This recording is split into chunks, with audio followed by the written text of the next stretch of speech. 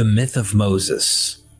In the vast landscapes of ancient Egypt, where pyramids kissed the sky and the Nile River flowed with life, a tale began that would shape the destiny of a nation and influence three of the world's major religions. Amid political tension, the reigning pharaoh felt threatened by the ever-growing population of the Israelites. What was his drastic solution? All newborn Hebrew boys were to be cast into the Nile. Moses' mother, unwilling to lose her son, crafted a clever plan. She placed Moses in a basket and hid it among the river reeds. Fate or divine intervention led Pharaoh's daughter to this very spot. Moved by the infant's cries, she decided to adopt him. And so, Moses, a Hebrew by birth, grew up in the opulence of Pharaoh's palace. As Moses matured, he became increasingly aware of the harsh treatment his Hebrew kin endured. When he intervened in a violent dispute, it resulted in the death of an Egyptian, forcing Moses to flee Egypt for the rugged terrains of Midian. In the solitude of Midian, while shepherding flocks, Moses stumbled upon an unusual sight, a bush engulfed in flames, yet remained unscathed. This burning bush became the conduit for God's message. Moses was chosen to liberate the Israelites from Egyptian bondage. Armed with divine purpose, when Stuttering Moses and his brother Aaron first approached Pharaoh to request the release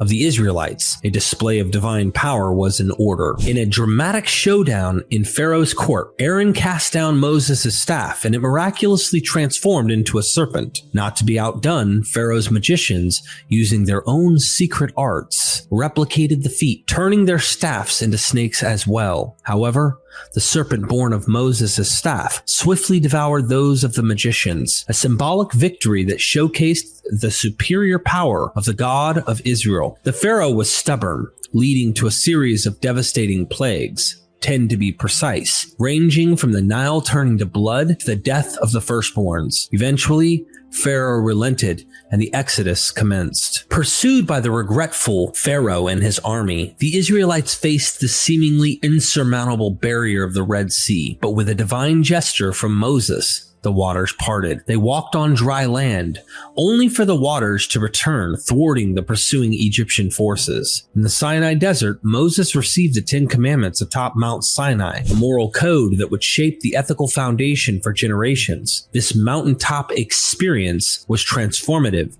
in that Moses' face would shine like the sun. However, the journey was riddled with challenges, including the people's occasional lapses into idolatry, like with the infamous golden calf. While the Israelites were wandering in the desert, they encountered snakes, but these snakes put them in a much more distressing scenario. The Israelites, in a moment of frustration and impatience, spoke against God and Moses. In response, God sent venomous serpents among the people, resulting in many deaths. Recognizing their transgression, the Israelites repented and pleaded with Moses to intercede on their behalf. Instructed by God, Moses crafted a bronze serpent and mounted it on a pole. Those bitten had but to gaze upon this bronze serpent to be healed, a symbol of God's mercy and the power of divine intervention. Despite his leadership, due to certain transgressions, Moses was informed he wouldn't enter the promised land. As the Israelites approached their destination, Moses climbed Mount Nebo after passing off the leadership to Joshua. From its peak, he gazed upon the land he'd never set foot in, and then, surrounded by clouds of mystery, Moses departed from the world.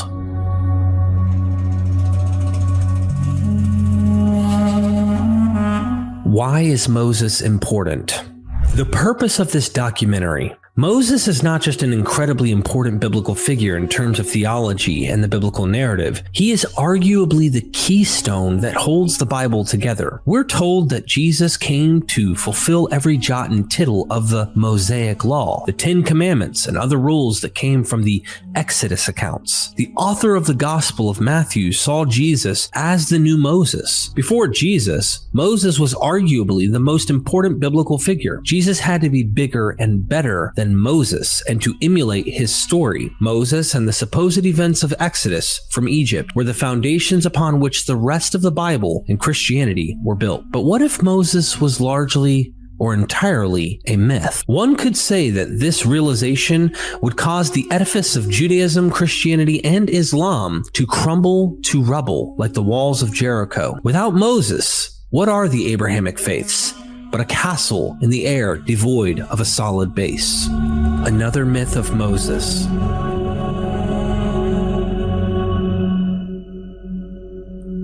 When we talk about the myth of Moses, we're not being merely provocative, but expressing a reality about how Moses has functioned through the ages for many cultures. And to understand how his myth has influenced Judaism and its descendant traditions, we must look at another story, one you won't find in your Bible. The oldest story of Moses that we can positively identify its place and date of creation comes not from the Holy Land, but from the alleged birthplace of the great man. The Nile River Delta is fertile ground for both the seeds of plants and the seeds of stories. It was in a folk tradition emerging after the conquest of Alexander the Great that gives us another tale of Moses and his arrival in Palestine. This story was almost lost if it were not preserved by Hecataeus of Abdera and paraphrased in Diodorus Siculus' Library of History 43. And the most outstanding and active among them banded together and journeyed to Greece and certain other regions.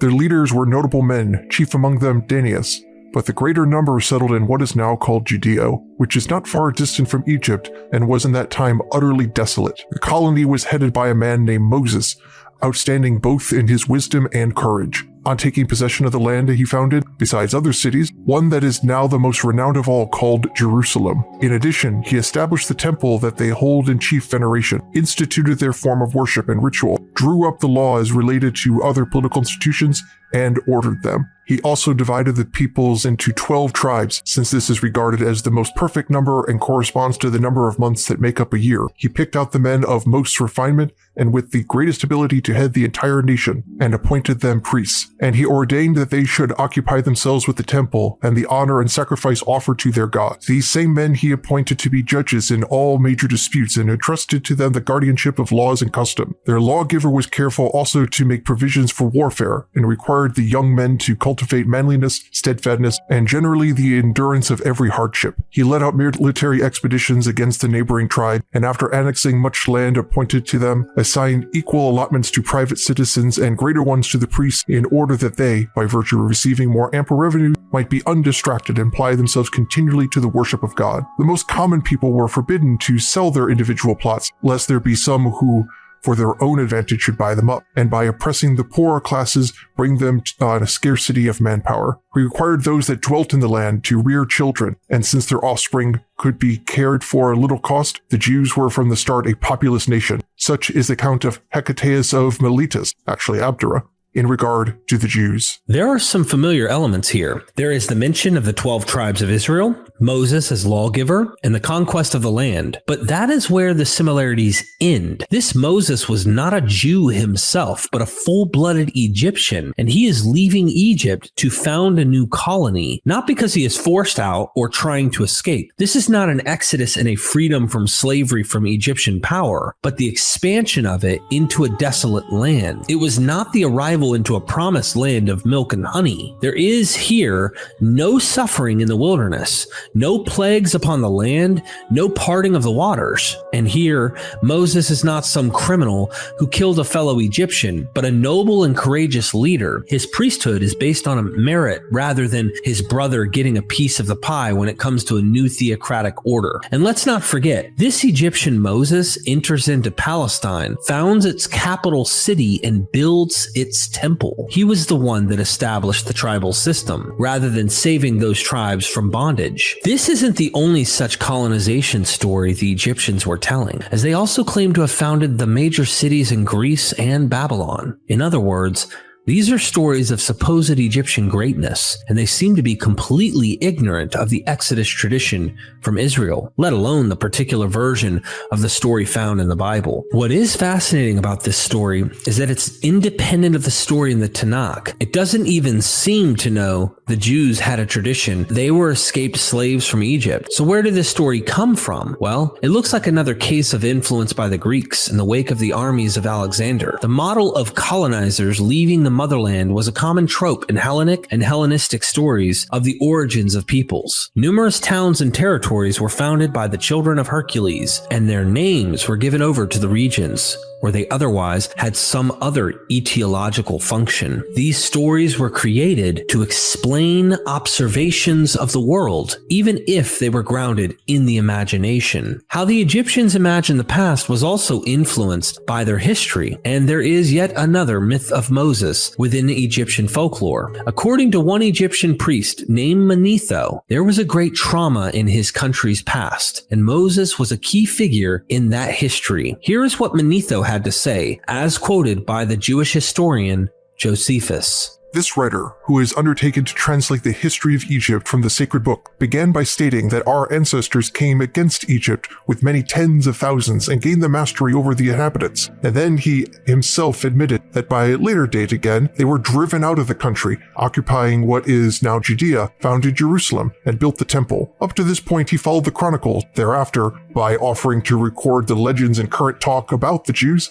he took the liberty of interpolating improbable tales in his desire to confuse us with a crowd of Egyptians who for leprosy and other maladies had been condemned, he said, for banishment from Egypt. Amenophis conceived and desired to behold the god as Or, one of the predecessors on the throne, had done, and he communicated his desire of his namesake Amenophis, Pappus' son, who in virtue of his wisdom and knowledge of the future was reputed to be a partaker of the divine nature. His namesake then replied that he would be able to see the gods if he cleansed the whole land of lepers and other polluted persons. The king was delighted and assembled all of those in Egypt whose bodies were wasted by disease. They numbered 80,000 persons. These he cast into the stone quarries in the east of the Nile, there to work segregated from the rest of the Egyptian. Among them, Manetho adds, there were some of the learned priests who had been attacked by leprosy. Then this wise seer Amenophis was filled with dread of divine wrath against him, and the king, if the outrage done to these people should be discovered, and he added a prediction that certain allies would join the polluted people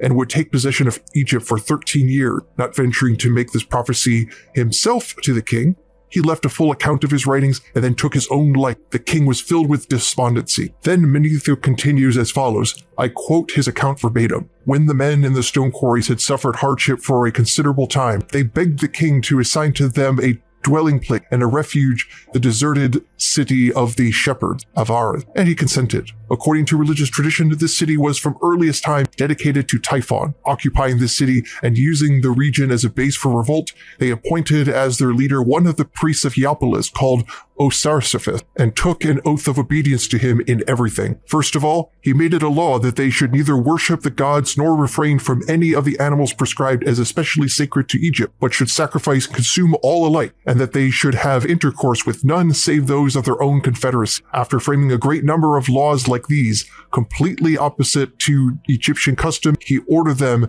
that their multitude of hands to repair the walls of the city and make ready of war against King Amenophis. Then, acting in concert with certain other priests and polluted persons like himself, he sent an embassy to the shepherds who had been expelled by Thutmose in the city called Jerusalem, and setting forth the circumstances of himself and his companions in distress, he begged them to unite wholeheartedly in an attack upon Egypt. He offered to conduct them first to their ancestral home of Avaris, to provide their hosts with lavish supplies, to fight on their behalf whenever need arose, and to bring Egypt without difficulty under their sway. Overjoyed at this proposal, all the shepherds, in the number of 200,000, eagerly set out, and before long came to Avaris. When Amenophis, king of Egypt, learned of their invasion, he was sorely troubled, for he recalled the prediction of Amenophis, son of Pappus. First, he gathered a multitude of Egyptians, and having taken counsel of the leading men among them, he summoned to their presence the sacred animals, which were held in greatest reverence in the temple, and gave instructions to each group of priests to conceal the images of the gods as securely as possible. And for his 5-year-old son, Rapses, he sent him away safely to his friend. He then crossed the Nile with many as 300,000 of the bravest warriors of Egypt and met the enemy. But instead of joining battle, he decided that he must not fight against the gods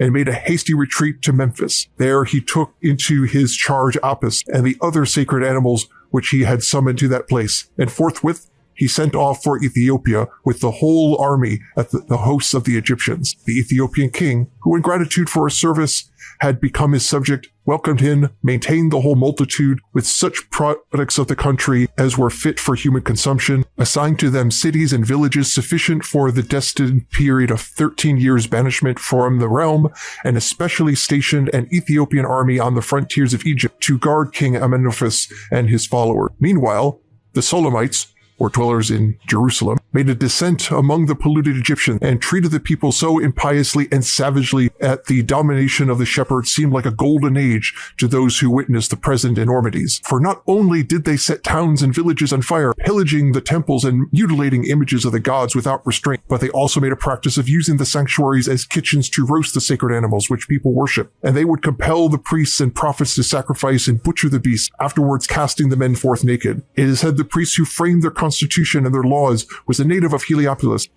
named Osarseph, and after the god Osiris, worshipped at Heliopolis. But when he joined the people, he changed his name and was called Moses. 13 years later, this being the destined time of exile, Amenophis, according to Manetho, advanced from Ethiopia with a large army and joined battle against the shepherds and the polluted people. He defeated them, killing many and pursuing them to the frontiers of Syria. This is certainly not the story of Moses you heard in Sunday school. In this tale, which Josephus said was a modern folklore, a priest named Osarseph was the leader of an enslaved leper colony. He was himself an Egyptian, but he invited the shepherds from Jerusalem to come and invade. These shepherds were the Hyksos, an earlier Semitic group that had ruled Egypt for about a century, and according to Manetho, they had already been kicked out before the rise of Osarseph. In other words, this story is not about the Bible or the Jews. Where did this tale of lepers ruling Egypt come from? Why was it said to have lasted 13 years? According to Egyptologist Jan Assmann,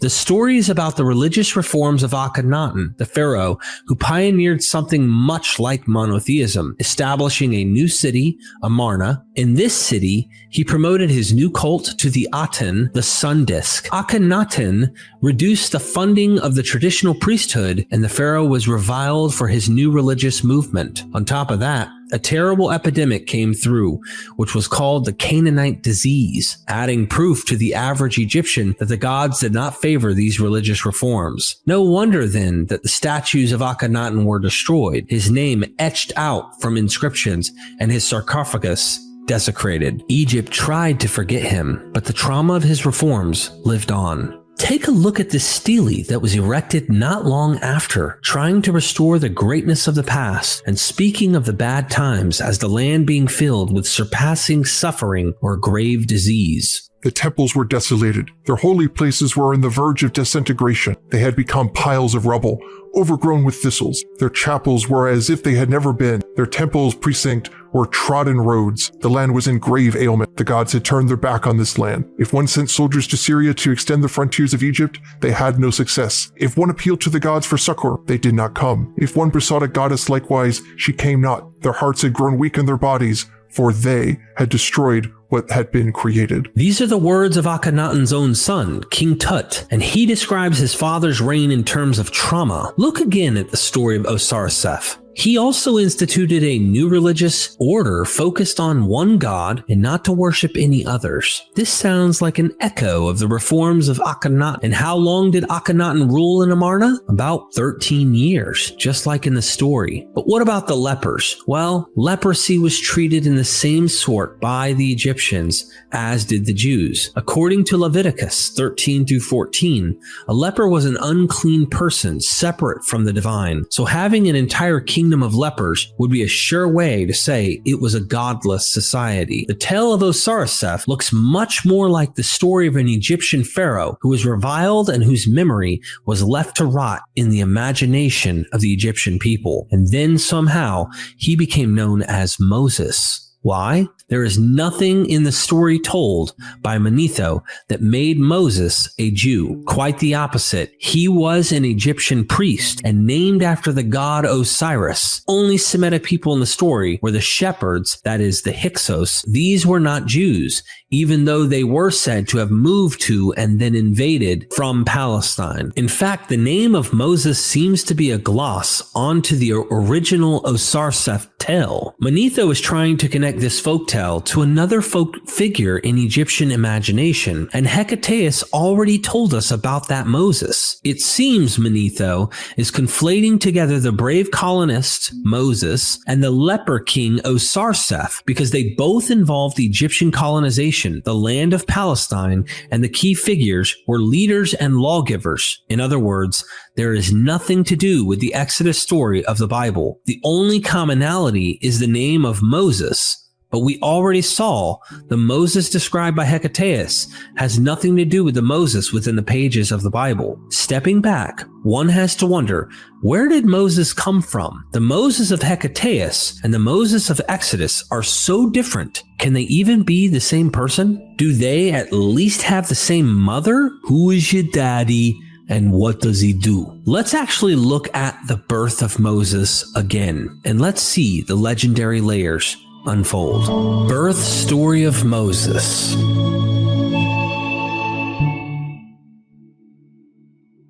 All right, tell me you've heard this story before. My mother was a high priestess. My father I knew not.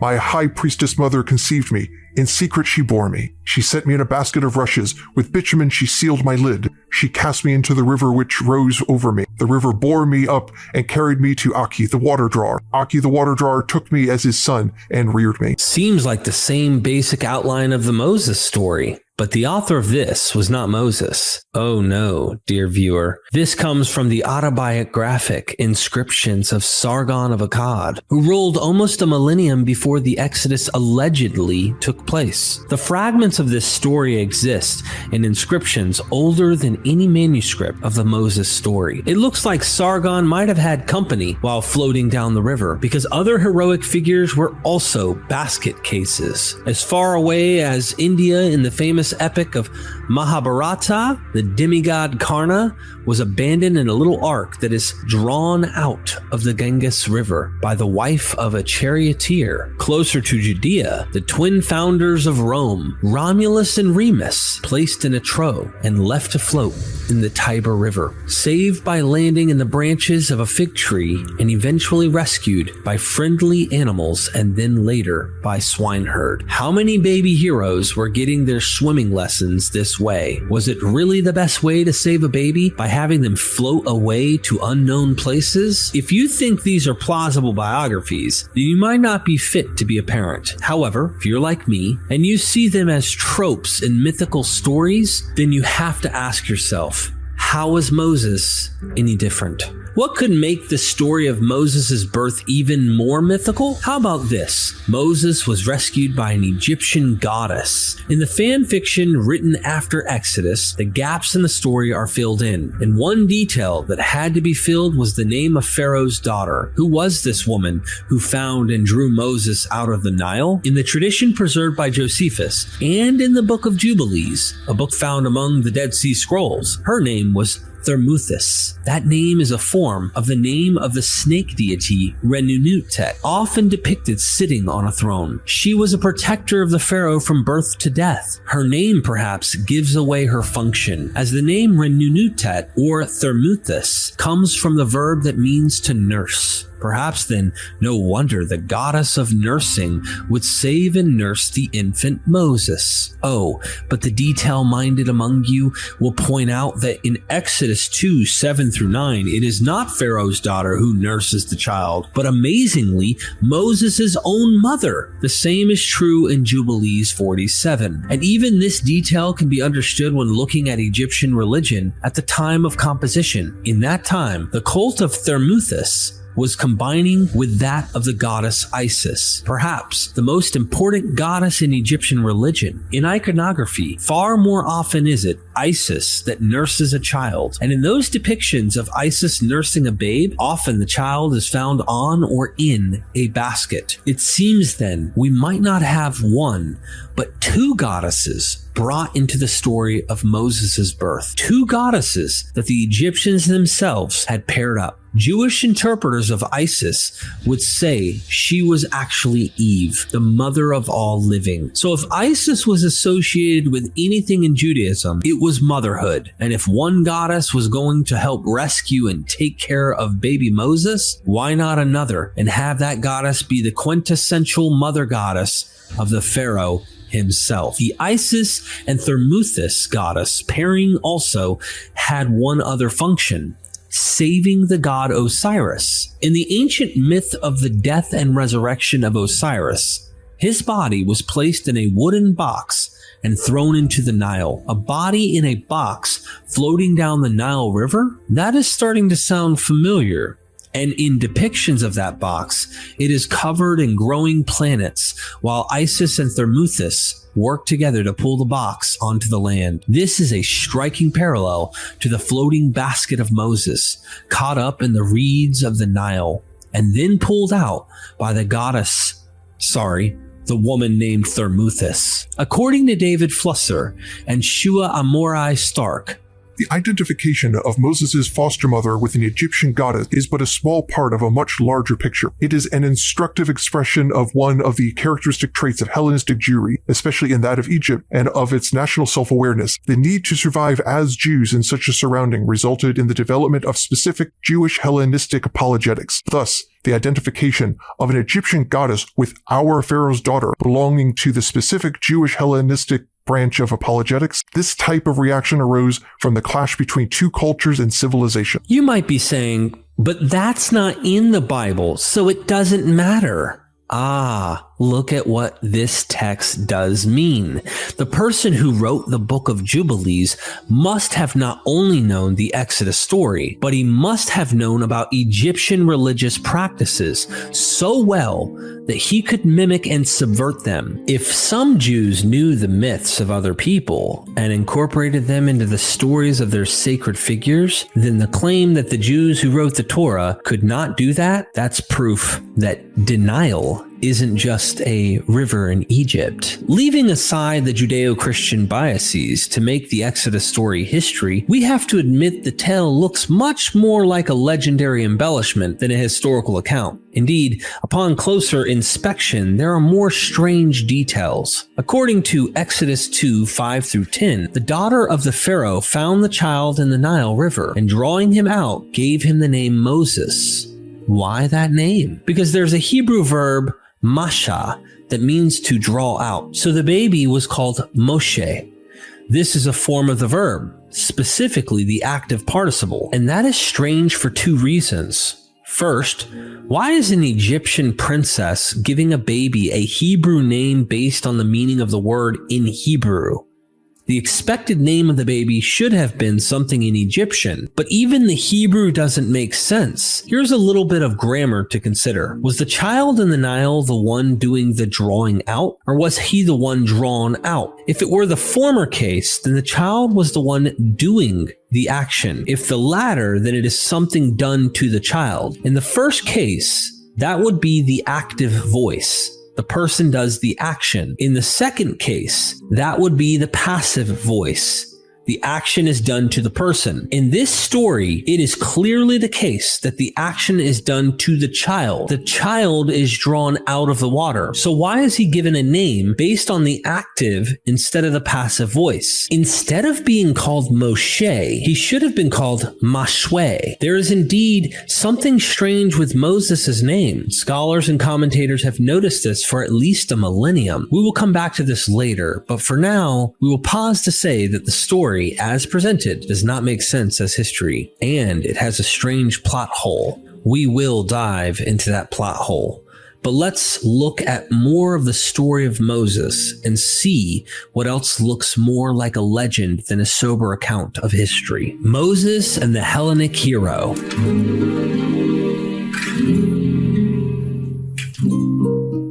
When it comes to what is historically likely, we already have good reason to doubt the story of Moses' birth, but it isn't like the Moses of the Bible was anything less than legendary. The outline of his story is in fact so standard, there's a name for it: the mythic hero archetype, or hero pattern. The most famous version of the hero pattern was published in the early 20th century by Fitzroy Richard Somerset, better known as Lord Raglan. He based his model first on the story of a famous drama of a Greek king of Thebes, the mother-loving Oedipus. Like other legends, the story of Oedipus also involves a birth under unusual circumstances, with the infant nearly put to death, but saved by chance or destiny, and reared by adoptive parents. He then returns to his kingdom, defeats a terrible monster, rules for a time, and then loses favor with the gods and his subjects, and finally dies a mysterious death in a faraway land. In fact, the gods personally see to his burial in a hidden place. Look at the hero pattern and how well Moses matches up. If you notice a green check on the right, then it matches in some way. And many green checks means, without a doubt, this is the main focus. Sometimes there's an X, which means we haven't found a match. On the left is the pattern element. The hero's mother is a royal virgin. His father is a king, often a near relative of his mother. Circumstances of his conception are unusual. He is reputed to be the son of a god. At birth, an attempt is made to kill him. He is spirited away, reared by foster parents in a far country. We are told nothing of his childhood. On reaching manhood, he returns or goes to his future kingdom after a victory over the king and or a giant dragon or wild beast. He marries a princess, often the daughter of his predecessor, becomes a king. For a time, he reigns uneventfully. Prescribed laws, of course. Later, he loses favor with the gods and or his subjects, is driven from the throne and city. He meets with a mysterious death, often at the top of a hill. His children, if any, do not succeed him. His body is not buried. He has one or more holy scepters. As you can see, Moses fits the pattern almost perfectly, getting 20 of the 22 possible points. And that is only with the biblical account. The expansion of his story by Josephus and others makes him fit these points multiple times. If we compare this to other legendary figures, Moses is one of the highest scoring people in all of ancient literature. Oedipus fit 21 of the 22 criteria. The hero Theseus earned 20. The god Dionysus had 19. Romulus and Perseus both had 18. Heracles earned 17. Bellerophon had 16, while Jason and Zeus had 15. Yes, this means Moses' story even more slavishly follows legendary tropes than that of Hercules. When we apply the same scale to other biblical figures, there is no comparison. According to Raglan, Elijah could only have been said to have earned 9 points, while Joseph earned 12. As for historical people, even with wild legends attached to them, they do not score so high. Alexander the Great, who had fantastical novels devoted to him, only scored 7 points, as Raglan counted. It's almost like real people don't have stories with so many of these elements in their biography. Taking another dive into these heroic criteria, it is almost as if the writers of Exodus were trying to make Moses fit the pattern on purpose. Take his lineage.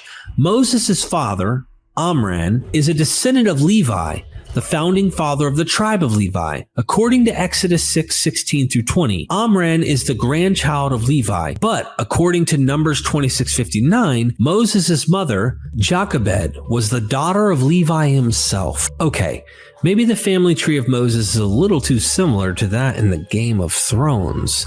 However, let's step past the cringiness of this marriage. Whoever wrote this story also likely had the same sort of reaction as you did, and in the Greek translation of Exodus 6:20, Jochebed is made to be a cousin instead of an aunt of Amram, and yet the older Hebrew author wanted to tell the story that way. It's almost as if they knew that a hero needed to have such a strange family. Take, for example, King Oedipus, his mother Jocasta, and his father Laius, both descendants of the founder of Thebes, Cadmus. In this case, Laius was the great-grandson of Cadmus, while Jocasta was the great-great-granddaughter, as Oedipus would later marry his own mother and have children. There, you are looking at a tight-knit family tree. To mimic such an unusual genealogy in the case of Moses, with an even shorter number of branches between Moses' parents than in the case of Oedipus, and you have to think this was a conscious decision on the part of the writer, or else there were some decisions by the Levite family members that we might want to question, to put it mildly. We can also compare the death of Oedipus and that of Moses. Neither go down without a long series of speeches. In the play, Oedipus at Colonus, written by Sophocles and performed in 401 BCE, the blind king comes to a small town outside of Athens to finally die. He makes several speeches and prophecies, sees signs from Zeus that the time has come, and then the hero, Theseus, personally leads him to a secret place to be buried, such that no one else would know where Oedipus's body was, and thus provides supernatural protection to Athens. Now look at Moses. In his dying days is told by God that he would not enter the promised land and would soon die. Moses then gives a long closing speech, the Song of Moses in Deuteronomy 32, makes a final set of prophecies, and then dies in a hidden place under divine supervision. There seems to be a template followed between these death scenes, but we shouldn't claim to see genetic connections. Thematic connections, definitely. Structural similarities, sure. History? Let's back up a bit and look again at the larger pattern and some trends. What is telling here is that the hero pattern of Raglan is a better fit to mythical figures in Greece and Roman stories than those from Egypt or the Middle East. Southwest Asian figures like Gilgamesh do not score so high as Moses. For example, this hero archetype is especially Hellenistic. Even other biblical figures are not so like these Greek heroes as Moses. Is it just a coincidence that Moses is portrayed like a Hellenic hero? The numbers suggest a big no. Now, the parts of the pattern above are so widely applied in Western myths and legends that we cannot use it for genetic connection between Moses and any one such Greek figure. So if we want to get to the core of what the tales of Moses are about and where they come from, we must excavate even more. In the legendary DNA of this man, we can find a lineage of lore.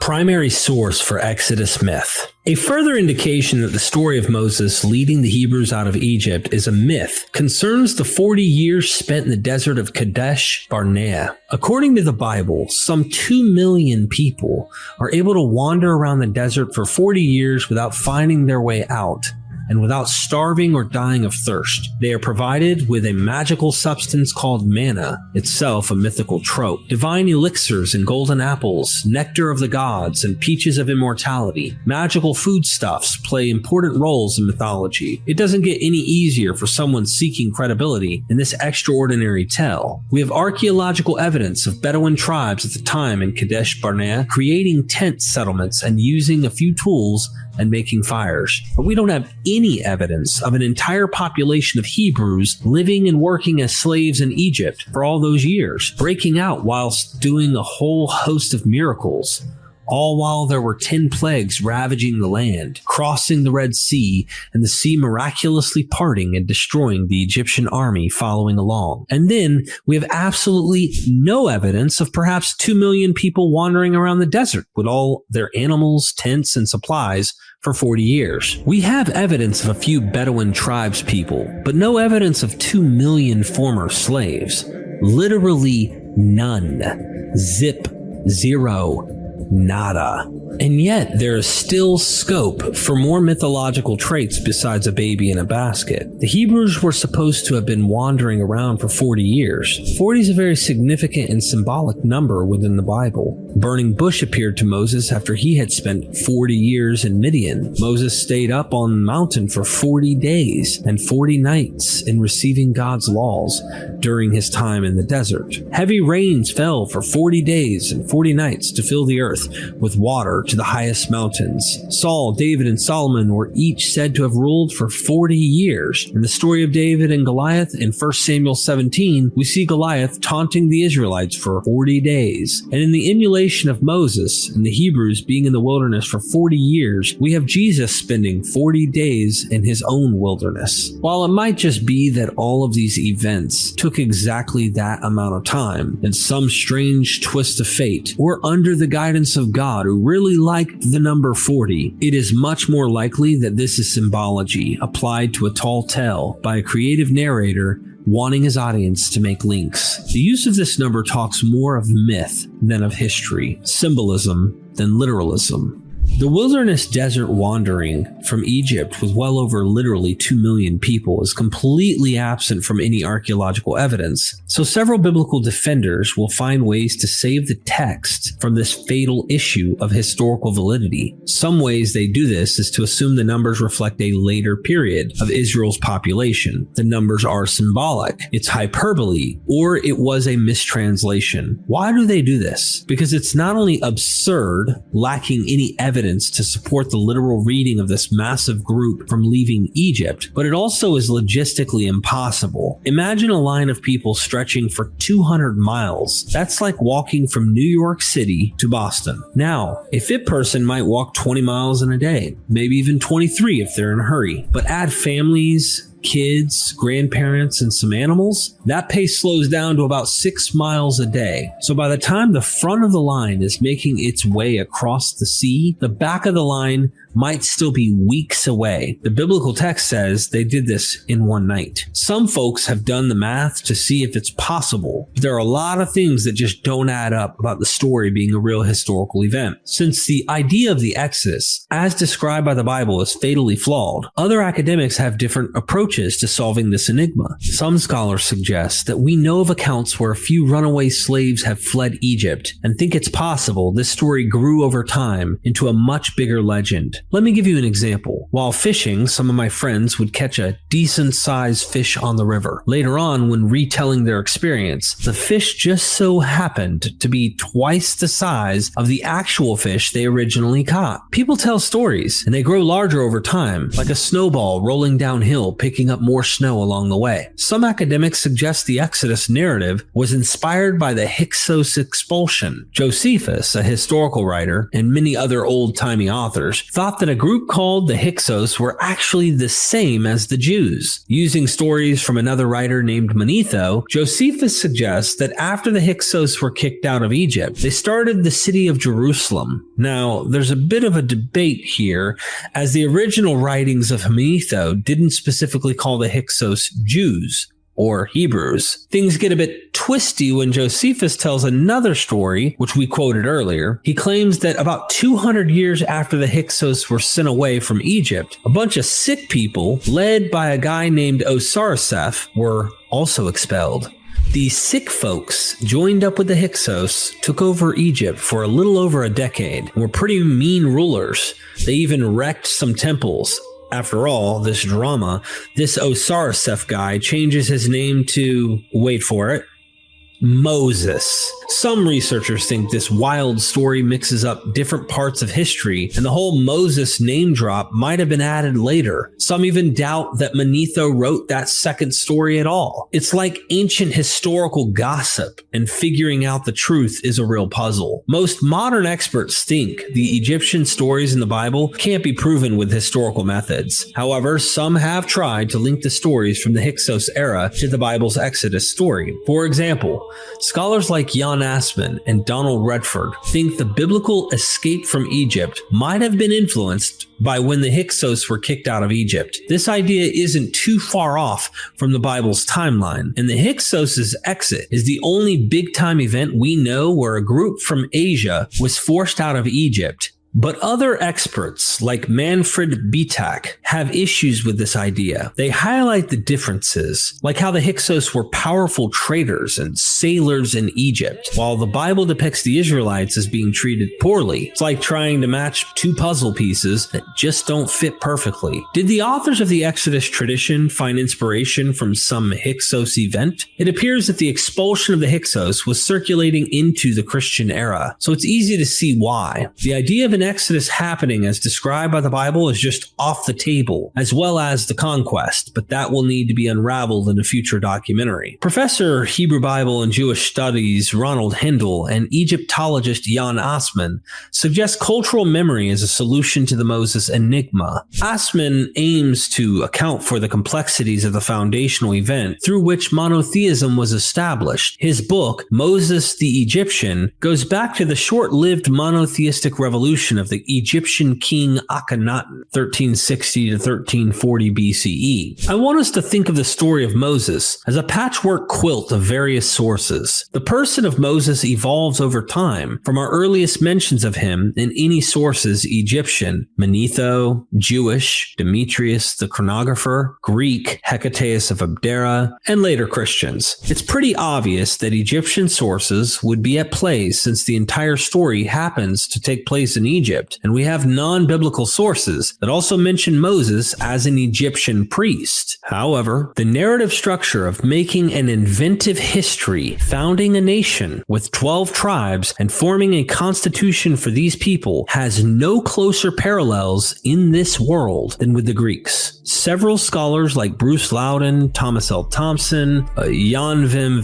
Vasilius, John Van Cedars, Yakov Kupitz, Russell Gamirkin, Philippe Wajdenbaum, etc. think the closest comparisons to the Bible's inventive histories is the Greek writings. John Van Cedars wrote a well-known book called In Search of History. In it, he talks about how the historical writings from ancient Israel compare with other old stories from places like the Middle East and Greece. People have given his book a lot of praise for bringing new ideas to the table. Van Cedars points out that even though we have many old stories from the Middle East, only the ones from Greek writers are somewhat similar to the biblical stories in terms of how they talk about the past. He also thinks that the first 5 books of the Bible, often called the books of Moses, shouldn't be compared too closely with these other stories. Why? Because a lot of what's in those books might not be directly reflecting actual historical events. However, Sarah Mandel and David Noel Friedman wrote a book comparing the primary history, which is Genesis, Exodus, Leviticus, Numbers, Deuteronomy, Joshua, Judges, Samuel, and Kings, and the histories by an ancient writer named Herodotus. Herodotus was a writer from a place called Halicarnassus, who lived around 490 to 430 BCE. He wrote a big 9-part book named Histories, which means investigation. In this book, he talked about battles between Greeks and Persians during the time 2 Persian kings, Darius and Xerxes, ruled around 492 to 479 BCE. But he didn't just write about the battles. He also dug deep into the history of Greece and nearby regions over the past 200 years to explain why these fights started in the first place. Their book mainly looks at how these stories were put together and edited, but they also discuss the writing style and content. They found some interesting similarities between the two. For example, both works are split into 9 parts, and interestingly, in both the 8th and 9th sections, there's a break right in the middle of a story. In Herodotus, it's about a general named Mardonius, and in the Bible, it's a detailed story that stretches from 2 Samuel 9 to 1 Kings 2, known as King David's succession. Cool, right? If these scholars, along with Jan Wim Vasilius, are correct, then the authors of the history of Israel, from creation, writing sometime after the exile, may have created a 9-piece composition with several sources helping them to create their history of how their nation came to be. Jan Wim Vasilius compares the historical narratives of the Hebrew Bible and Herodotus' histories, focusing on parallels between the stories of Joseph and Cyrus, as well as Moses and Xerxes. He argues that the accounts of Joseph and Cyrus, which come at similar points in the first halves of each work, have striking similarities that suggest some influence or shared source. Both Joseph and Cyrus have dreams foretelling their eventual power, narrowly avoid death due to the intervention of relatives, go into obscurity for years before re-emerging, and gain power in nations from which future conquests are launched. He also sees parallels between Moses and Xerxes, the leader of massive campaigns 2 generations after Joseph and Cyrus, respectively. Both reluctantly take on divine mandates to invade distant lands, miraculously cross bodies of water with huge armies that meet tragic fates, face doubts about their missions, and participate in archetypal battles from vantage points. The author argues that the Exodus narrative broadly mirrors Xerxes' invasion of Greece. Overall, he contends that the extensive parallels in content and narrative position between figures and events in the Hebrew Bible and Herodotus' histories point to some influence of the latter on the former. He suggests that seeing primary history in light of Herodotus can aid in properly understanding it as an ancient Jewish work, responding to contemporary ideas and texts rather than a direct record of Israelite history. While acknowledging that some parallels may be coincidental, he argues that their cumulative weight makes his thesis plausible. Here's an image from Dr. Vasilius' book, Origin of the History of Israel, Herodotus' Histories as Blueprint for the First Books of the Bible, comparing the accounts of Herodotus to the patriarchs in the Bible. If you look at the image, he'll show you where Cyrus, Joseph, and Levi, there's the end of the first book. There's where that break happens, and he compares both histories. We might suggest that when the first stories about Moses, from his birth to leaving Egypt, were written, the Jewish people had good memories of King Cyrus. The writer, maybe a Yahwist, probably knew about stories by Herodotus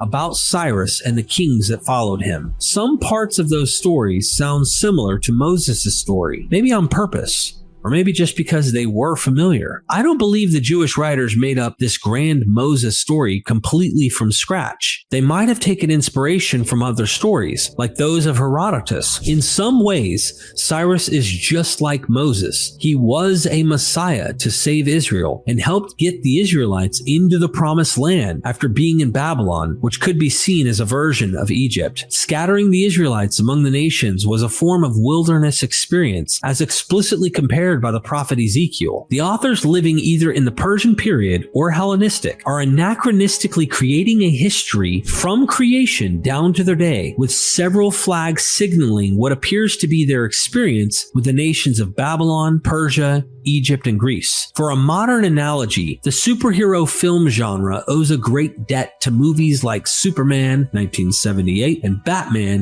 1989. Nowadays, it's hard to watch a superhero film without noticing elements or ideas that were popularized by these pioneering movies. Taking one last look at the works of Vasilius, he argues that there are notable parallels between the accounts of Xerxes' expedition against Greece in Herodotus' histories and the Exodus narrative about Moses in the Hebrew Bible. Both Xerxes and Moses are initially reluctant leaders who undertake campaigns at divine urging. The promised lands of Greece and Canaan are depicted as rich and fertile. Before their expeditions, both rulers experience portents like darkness and death of firstborn sons. The mustering of their armies is also described. The crossing of the Hellespont by Xerxes' army and the crossing of the Red Sea by the Israelites occur via miraculous dividing of the waters. Afterwards, the divinity is directly addressed. In the campaigns, Xerxes and Moses receive warnings about the difficulties ahead. There are parallels between the complaints of the Israelites and advice given to Xerxes. Provisioning the multitudes is a logistical challenge in both accounts. The Battle of Thermopylae corresponds to the battle with Amalek.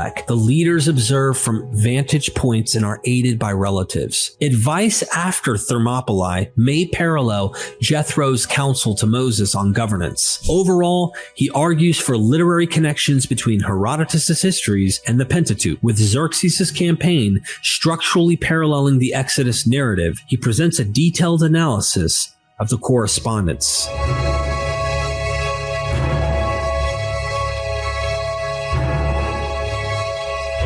The cattle to the sun god.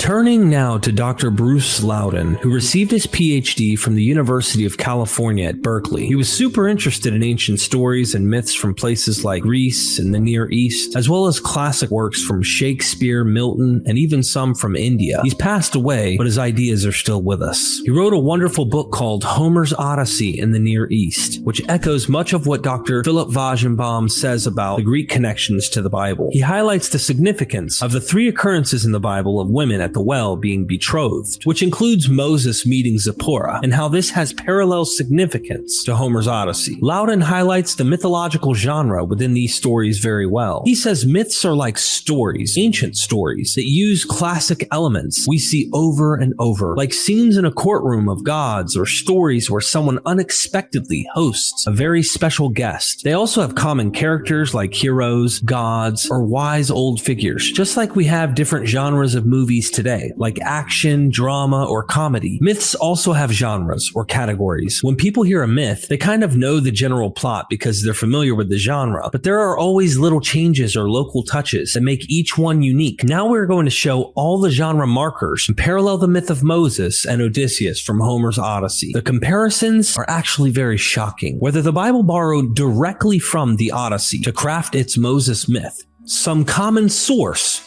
or the elements are known to be floating in the air among people of the time, I don't know. I find the last one extremely unlikely, but you will see why in the end of this study. The comparisons are undeniable. Are you ready to have your mind blown? Let's begin. Imagine a captivating adventure where a leader with a strong connection to a god is guiding his people home. Along the way, his followers grow impatient, and while he's away, they break a major rule set by the god. When they're caught, now you might be thinking of the famous tale from ancient Greece, where the hero Odysseus and his crew face numerous challenges on their journey home. Or you might be thinking of the story of Moses from the Old Testament, leading the Israelites from Egypt. Interestingly, in Odysseus' tale, his crew rebels while on an island called Thrinakia, with cattle to the sun god Apollo, leading to a major disaster. This event is quite similar to when the Israelites, in Moses' absence, create and worship a golden calf, angering their god, Yahweh. Both leaders, Moses and Odysseus, have a very close relationship with the deity and play no part in their followers' rebellious acts. Yet, while the disobedient followers face divine wrath, the leaders are spared. However, there are important differences too. For instance, while Moses' people are traveling to a new home, Odysseus and his crew are trying to return to their old home. Moses is seen as a prophet, whereas Odysseus is a warrior and hero. Despite these differences, both stories touch on religious themes. They highlight the dangers of disrespecting gods and the consequences of breaking divine rules. The tales remind us of ancient beliefs about the power of gods and how they must be respected. What's fascinating is that by comparing these two tales, we can better understand each story and the cultures they come from. There's also a historical connection. Then Moses led his people away from Egypt around the same time the Greeks believed they had defeated Troy. In both stories, leaders, Odysseus and Moses, are shown to have a unique and close bond with the gods, unlike their followers who don't share this same connection. In the tale of Odysseus, even though some parts of the story show him tackling challenges alone, he's frequently guided and helped by the gods. For instance, Zeus, the top god, makes a notable mention about him, and Athena, a powerful goddess, often steps in to assist him. He even gets a direct visit and guidance from the god Hermes. All these events highlight how Odysseus is different from his crewmates, who don't have such divine interactions. Sticking to this theme, Odysseus often follows the gods' advice. Whether it's Hermes guiding him on how to deal with Circe, or Circe directing him on his journey to the underworld, he listens. So when he's told not to harm the sacred cattle of the sun god Helios, it's in line with his character to obey. With Moses, it's clear he has a unique bond with God known as Yahweh. Right from when he hears God's voice from a burning bush to the numerous times God guides him on handling the Pharaoh, their special connection stands out. For instance, when Moses is unsure about speaking to his people, God reassures him, promising to guide his words. Interestingly, a similar theme pops up in the tale of Odysseus. Here, it's not Odysseus, but his son Telemachus, who's hesitant to speak before an elder, Nestor. Athena, a goddess, steps in to comfort and guide Telemachus, just like she does for his father throughout their journey. Going back to Moses, the difference between his close relationship with God and the more distant one the Israelites share with him becomes even more obvious. At one point, God asks Moses to come up a mountain alone to receive special teachings, making it clear others can't join. Moses does so, disappearing into a cloud, leaving everyone else behind. In both cases, there's a forced pause in the journey, which makes the travelers restless. This pause becomes crucial because both groups, the crew with Odysseus and the Israelites with Moses, had already shown some rebellious tendencies. This stop only heightens the tension they feel towards their leaders.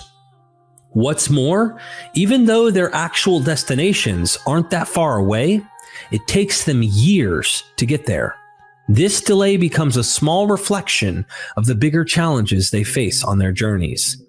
Interestingly, the time they're stuck is about the same for both. A month for Odysseus' crew and 40 days for the Israelites. Both these time frames are symbolic and often come up in their respective myths. It won't be a shock that in the Exodus and Odyssey, we see strange weather patterns, believed to be caused by the gods, play a significant role in delaying the travelers. In the Odyssey, after Odysseus and his crew reached Thrinacia, strong winds stopped them from leaving. Similarly, Menelaus finds himself stuck on an island called Pharos, when there's no wind at all. He's trapped there 20 days. Runs out of food, and his men become desperate with hunger. Back on Thrinacia, once the crew arrives and settles down for dinner, a huge storm breaks out. This storm is described in a way that's reminiscent of an earlier storm in their journey. These two storms are interconnected in the narrative. The first storm hints that the journey home won't be easy, while the last one foreshadows a tragic end, as many of the crew members never make it home. These fierce winds continue for a month, and just like with Menelaus, Odysseus' crew runs out of food and becomes very hungry. With the Exodus story, dramatic weather events believed to be acts of gods are frequently depicted. Examples include a cloud by day and a pillar of fire by night guiding the Israelites, and the heavy cloud, thunder, and lightning that surround God's appearance on Mount Sinai. Just before a key moment of rebellion, the Israelites see Moses as he's called by God from a cloud on a mountain. After this, Moses disappears into this cloud, remaining hidden for 40 days. In the expansive Exodus narrative, there's a noticeable trend among followers to distance themselves from their deity. This distancing foreshadows their eventual revolt against the deity and mirrors their inclination to challenge their respective leaders.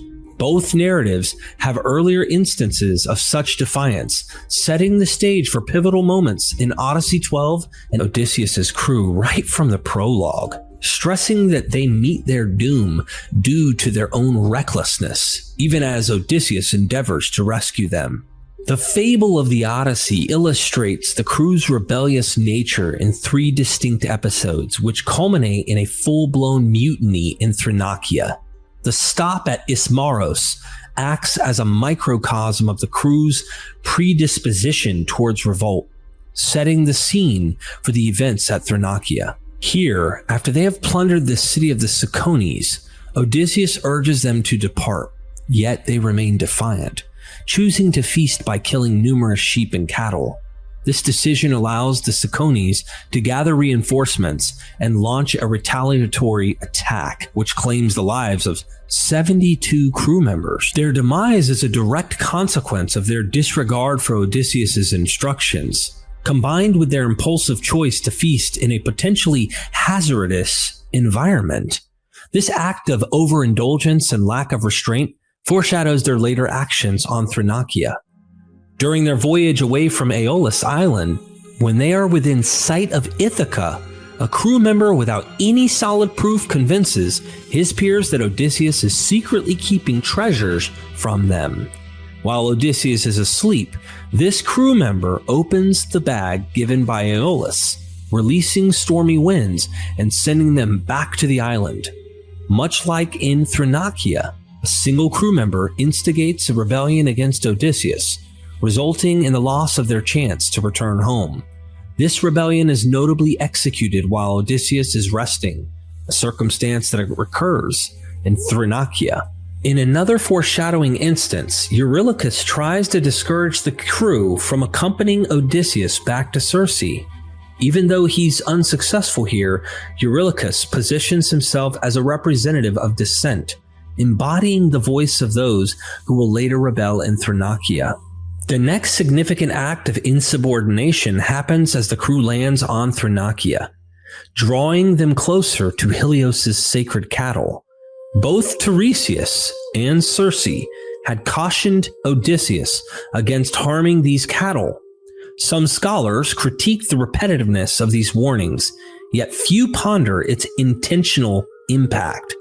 When Circe echoes Tiresias' warning, the prohibition against harming the cattle elevates to a divine edict, akin to the biblical command in Genesis forbidding the consumption from the tree of knowledge. Infringing upon such a divine command usually leads to grave penalties, often death, as exemplified by Lot's wife in the narrative of Sodom and Gomorrah. Aware of these consequences, Odysseus advises against docking at Thrinacia. However, Eurylochus, disregarding the cautions, contends they should eat on the island, given their fatigue. Acknowledging the impending mutiny, Odysseus makes the crew swear they won't harm Helios' cattle.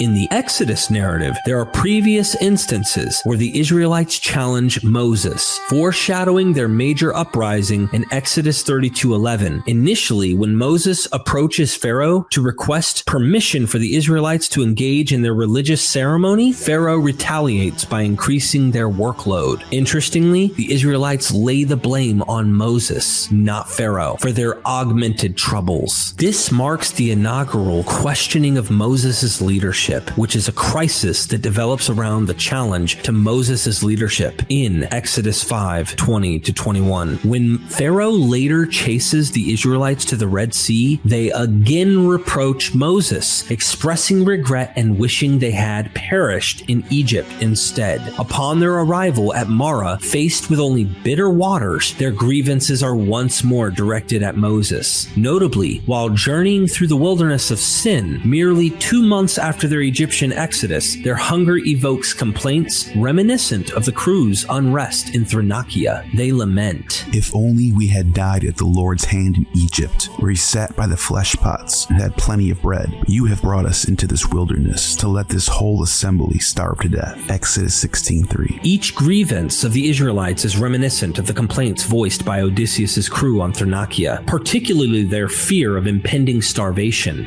This mirrors Eurylochus' bleak perspective, where he states that perishing from hunger is the worst kind of death. Subsequent to these events, when the Israelites set up camp at Rephidim and are unable to find water, a fresh conflict emerges between them and Moses concerning their thirst. Moses perceives their defiance against him as tantamount to rebelling against God, posing the question, "Why do you dispute with me? Why do you challenge the Lord?" In several narratives, the absence of a leader plays a pivotal role in the ensuing insurrection. This is evident in the tale where, unable to depart from Thrinacia for a span of 30 days, Odysseus isolates himself from his crew to seek divine intervention. Such a circumstance offers an opportune moment for the crew to defy his instructions, seeking to further their own interests. However, it would be incorrect to suggest that Odysseus bears the blame for their mutiny. As some scholars occasionally assert, this perspective seemingly overlooks Zeus's fundamental proclamation on the liability of mortals. Additionally, it fails to recognize the thematic likenesses the Odyssey draws between the crew and the suitors, especially their engagement in rash deeds pinpointed by Zeus. Both entities exhibit a thematic lack of restraint, which will be further elaborated upon. Conversely, the absence of Odysseus provides insights into his character and how he stands apart from his crew. Modern readers might be taken aback by these traits, but Odysseus's pursuit of divine guidance reflects his moral compass and leadership's wisdom, emphasizing the captain's devotion and virtuous aspirations. Further, as Stanford remarks, the choice of Odysseus to commune with the deities in seclusion mirrors the tendencies of a Hebrew prophet more so than the collective and ritualistic spiritual practices of the Homeric hero. In Exodus 32, the prolonged absence of Moses is what agitates the Israelites, a scenario reminiscent of Thrinakia, where the crew's restlessness precedes Odysseus's solitary quest for prayer due to the winds. The correlation between Moses' absence and the Israelites' subsequent defiance is delineated more overtly than in the Odyssey, as illustrated by the phrase, "The people saw that Moses was so long in coming down from the mountain." Moses' absence spans 40 days, and within this time frame in Exodus 24, when he departs to converse with Yahweh until his return in chapter 32, the Old Testament authors interpose an episode which doesn't directly pertain to the insurrection. The narrative of Moses' divine engagement atop the mountain, as captured between Exodus 25 to 31, synthesizes two mythological structures, Anabasis and the visionary experience. Moses' ascent,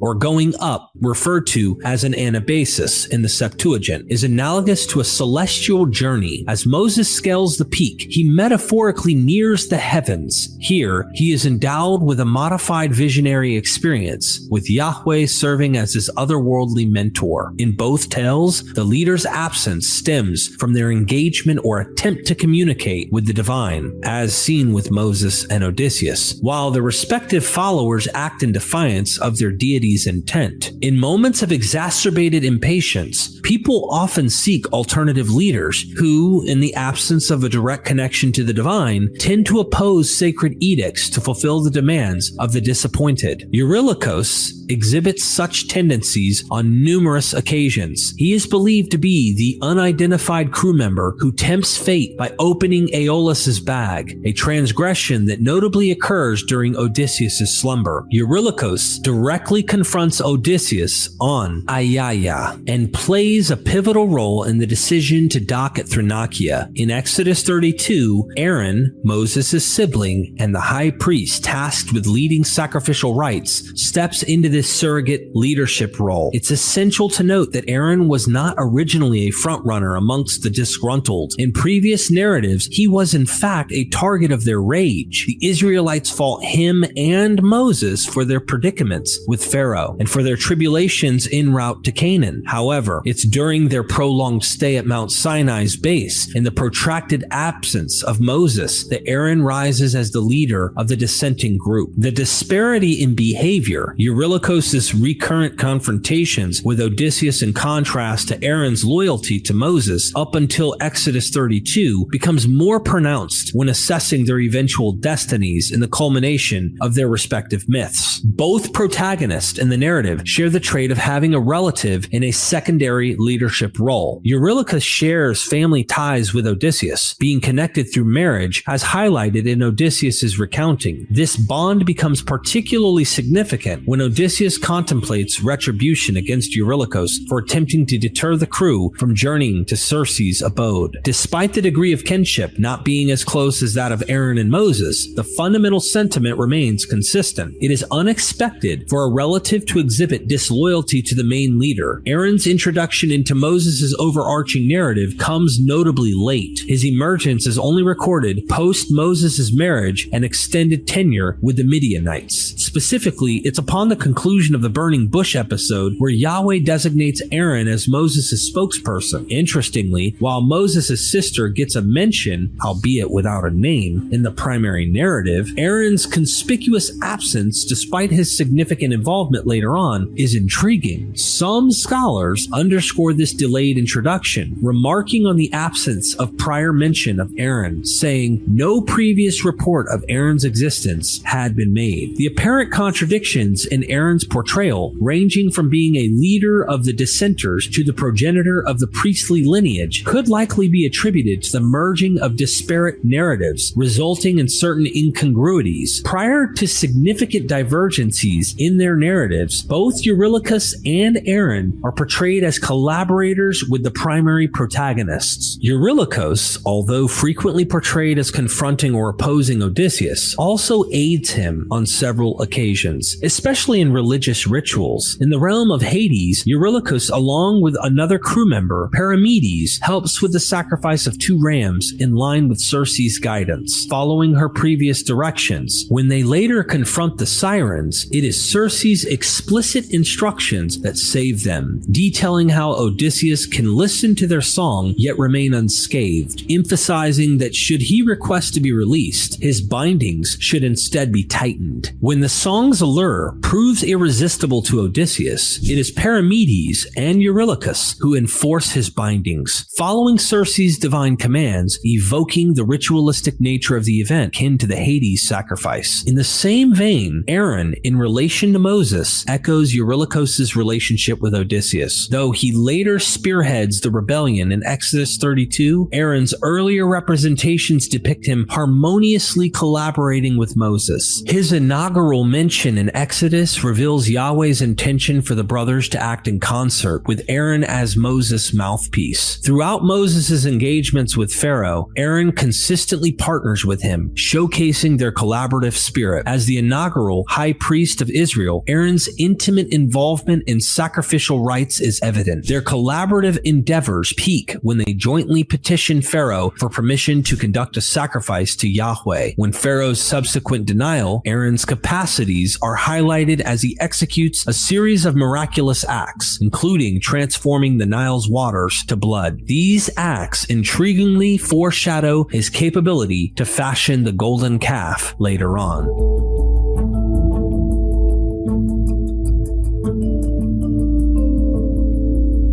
Disrespecting the divine.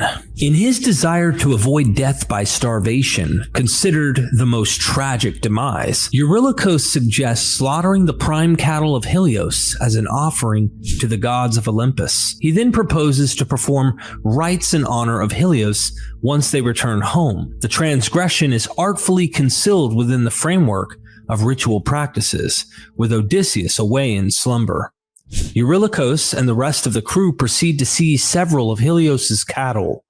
They offer prayers before slaughtering, skinning, and roasting the animals, committing a profound sacrilege.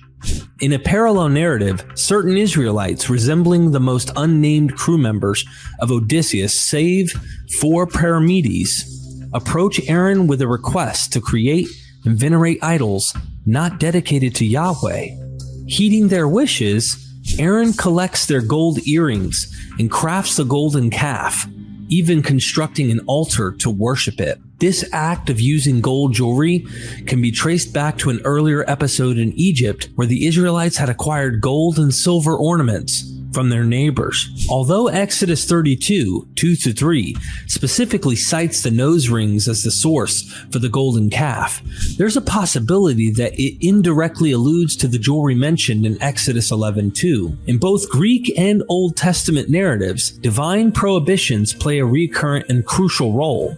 A comparison can be drawn between Adam and Eve's violation of the ban against consuming from the tree of knowledge and the Greek myths wherein Epimetheus is warned not to receive gifts from Zeus, and Pandora is cautioned against opening the urn, as recorded in Works and Days. These stories symbolize the initial pairs in both Israelite and Greek mythologies. A reoccurring theme in these tales is the failure of humans, early humans, to honor agreements with deities, especially in heeding divine prohibitions. In the biblical story of the destruction of Sodom and Gomorrah, an angel instructs Lot and his family not to glance back back while escaping. The dire consequence of ignoring the divine command is vividly illustrated when Lot's wife, defying the command, transformed into a pillar of salt. In Homer's Odyssey, Circe reiterates Tiresias' warnings to avoid harming Helios' cattle, elevating a seer's warning to the stature of a divine command. Central to the Exodus narrative, the Decalogue is comprised solely of divine prohibitions. By crafting the idol and participating in the ritual, Aaron and the dissenting Israelites breach 3 of these decrees. You shall have no other gods before me. You shall not make for yourself an image in the form of anything in heaven, above or on earth, beneath or in the waters below. You should not bow down to them or worship them, for I, the Lord your God, am a jealous God, punishing the children for the sin of the parents to the 3rd and 4th generation of those who hate me. Exodus 20:3-5. Subsequent to this initial version of the Decalogue, Yahweh expressly instructs Moses, You must not make gods of silver to be worshipped beside me, nor may you make yourselves gods of gold. This additional divine prohibition is also infringed upon by Aaron and the defiant Israelites. A striking similarity in both myths is the direct conveyance of divine prohibitions by the deities, Circe and Yahweh, to the pivotal figures, Odysseus and Moses, respectively. Both myths depict the rebels' rituals as a skewed imitation of authentic ceremonies. In the Odyssey, Eurylochus and his team are primarily driven by hunger, with the sacrifice to Helios serving merely as a cover. The genuineness of their sacrifice is further brought into question by their use of unsuitable substitutes. In place of barley, they scatter oat leaves, and without wine, they offer water as libations. The legitimacy of their ceremony is questionable, disregarding the divine prohibitions surrounding the cattle. Their subsequent banquet spans 6 days and is punctuated by eerie omens, including moving cattle hides and the sound of mooing from the meat being roasted. As some scholars have pointed out, this last feast with its unsettling omens bears thematic similarities to the final meal of the suitors in the Odyssey and Theoclymenus' foreboding vision of a palace drenched in blood, haunted by ghostly apparitions. A comparable narrative emerges with Aaron and the Israelites. Their creation of the golden calf defies divine mandates.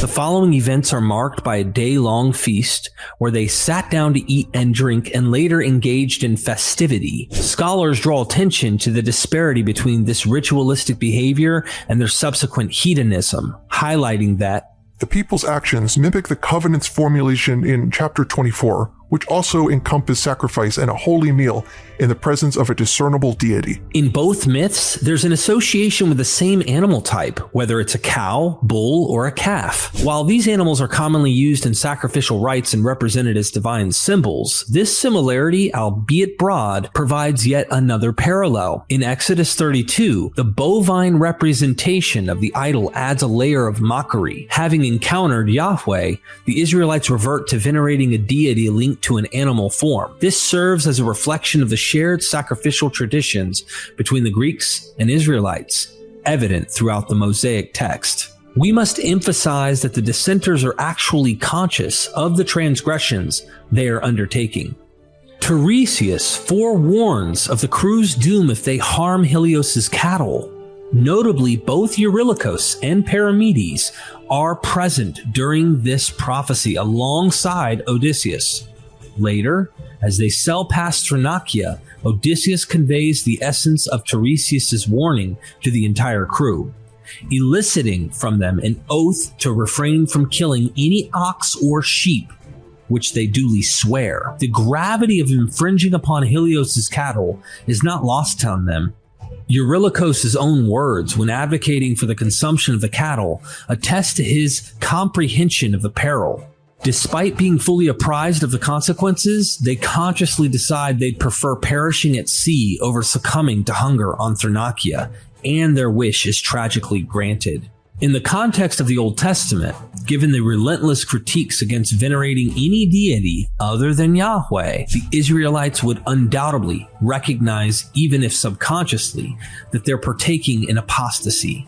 This apostate act is thematically known to elicit Yahweh's anger, as particularly emphasized in Exodus 25. Both myths incorporate discussions regarding temple construction. In the Odyssey, while persuading the crew to sacrifice some of Helios's cattle, Eurylochos promises to construct a temple in honor of the god upon their safe arrival. Such a subject is infrequently broached in Homeric epics. Alfred Hubeck elaborates. Mentions of dedicating temples are especially noteworthy in Homer, considering there are hardly any mentions of Greek temples, save for one, the Temple of Athena at Athens, and another at Troy. And among the Phoenicians, historically, Dark Age Greeks began constructing temples relatively later, perhaps influenced by external cultures. Eurylochos' commitment, juxtaposed with his urging to harm the god's sacred livestock, exudes a sense of thoughtless contradiction. Meanwhile, the Exodus narrative in the chapters preceding 32 extensively details the blueprint of the tabernacle and its associated offerings. Though presented distinctively, this is another shared motif between the myths, strategically positioned in their respective narratives. Eurylochos' envisioned temple is opulent, filled with agomata, or offerings pleasing to the gods. These could be sacrifices, artifacts, or even idols. The Septuagint's translation also utilizes agomata in similar contexts. The terms inaugural mentioned in the Odyssey sheds light on its versatility. Aegisthos, drawing parallels to the suitors and the crew, post-sacrificing animals, presents agomata, comprising gold and woven artifacts, as tokens of appreciation for winning Clytemnestra's affection. Like Eurylochos, Aegisthus offers agomata, subsequent to deeds frowned upon by the gods, as emphasized by Zeus. When Nestor identifies Athena's prior presence, he pledges a gilded horned yearling cow as a sacrifice to her. This offering, later meticulously detailed, is identified as an agomata for Athena, echoing the gilded calf idol in Exodus 32. The Odyssey's sole portrayal of the Trojan horse from the Trojans' viewpoint offers intriguing parallels. The Trojans, after some contemplation, consider the wooden horse a divine agomata and usher it into their city, mirroring the Israelites in Exodus 32. The Trojans, in linking this wooden representation to deities, inadvertently seal their fate. Odysseus and Moses discern the indiscretions of their people from afar upon their return. As Odysseus wakes up and makes his way back to the ship, he detects the aroma of roasting meat even before reaching his crew. Similarly, as Moses descends the mountain with the tablets crafted by Yahweh, Joshua assumes the noises are from a battle. However, Moses more accurately discerns. It is not the sound of victory or the sound of defeat. It's the sound of singing that I hear. Exodus 32. The Septuagint further expresses joyfulness among the Israelites, which closely aligns with the atmosphere in Odyssey 12, where the celebratory feast continues for 6 days. The text states, I hear their voice, led by wine. Exodus 32. Total destruction by wrathful gods. In a celestial assembly, Helios, consumed by rage over an affront, warns Zeus that he may refrain from illuminating the earth, saying, If they fail to offer me fair compensation for my cattle, I will descend to Hades and light up the realm of the deceased. As Professor Loudon references in his book, in Chapter 1, this represents a distinct variant of celestial assembly, wherein the supreme sky deity, such as Zeus, arbitrates with an angered god who issues threats of widespread devastation. A parallel can be seen in the Epic of Gilgamesh, where an enraged Ishtar confronts Anu, proclaiming, I shall direct myself to the netherworld and awaken the deceased, causing them to consume the living, outnumbering them. Should Helios decide to cast his light solely in the underworld, it would inevitably result in a cataclysmic event, extinguishing all life on Earth. Yet Zeus adeptly pacifies Helios, convincing him to limit his retribution solely to those humans who harmed his cattle. Upon learning of an insurrection, Yahweh's reaction mirrors that of Helios. He is so deeply aggrieved by their act that he contemplates annihilating all Israelites. Beyond just the culprits of the indiscretion, however, Moses intervenes, similarly to how Zeus pacified Helios. As highlighted in Professor Loudon's chapter 1 of his book, Moses' conversation with Yahweh can be viewed as a type of celestial assembly, reminiscent of the Zeus-Helios exchange. This assembly is groundbreaking for two reasons. It involves discourse between a deity and a mortal, and it portrays Moses in a role customarily associated with a supreme deity. Several scholars have observed that in various episodes of Exodus, Moses assumes responsibilities typically ascribed to a deity. In this distinct scenario, Moses, much like Zeus or Anu, negotiates with the wrathful god, Yahweh, akin to Helios or Ishtar. Moses succeeds in moderating Yahweh's fury, convincing him to reduce the scale of punishment from a potential annihilation of the entire Israelite population to the demise of a mere 3,000 individuals. There are broader thematic resemblances between the narratives of Poseidon in Homeric literature and Yahweh in the Old Testament episodes. Both deities voice grievances about perceived disrespect, as demonstrated by Poseidon at Odyssey 13 and Iliad 7. Despite this being a prevalent motif, considering the parallels identified between Yahweh and Poseidon in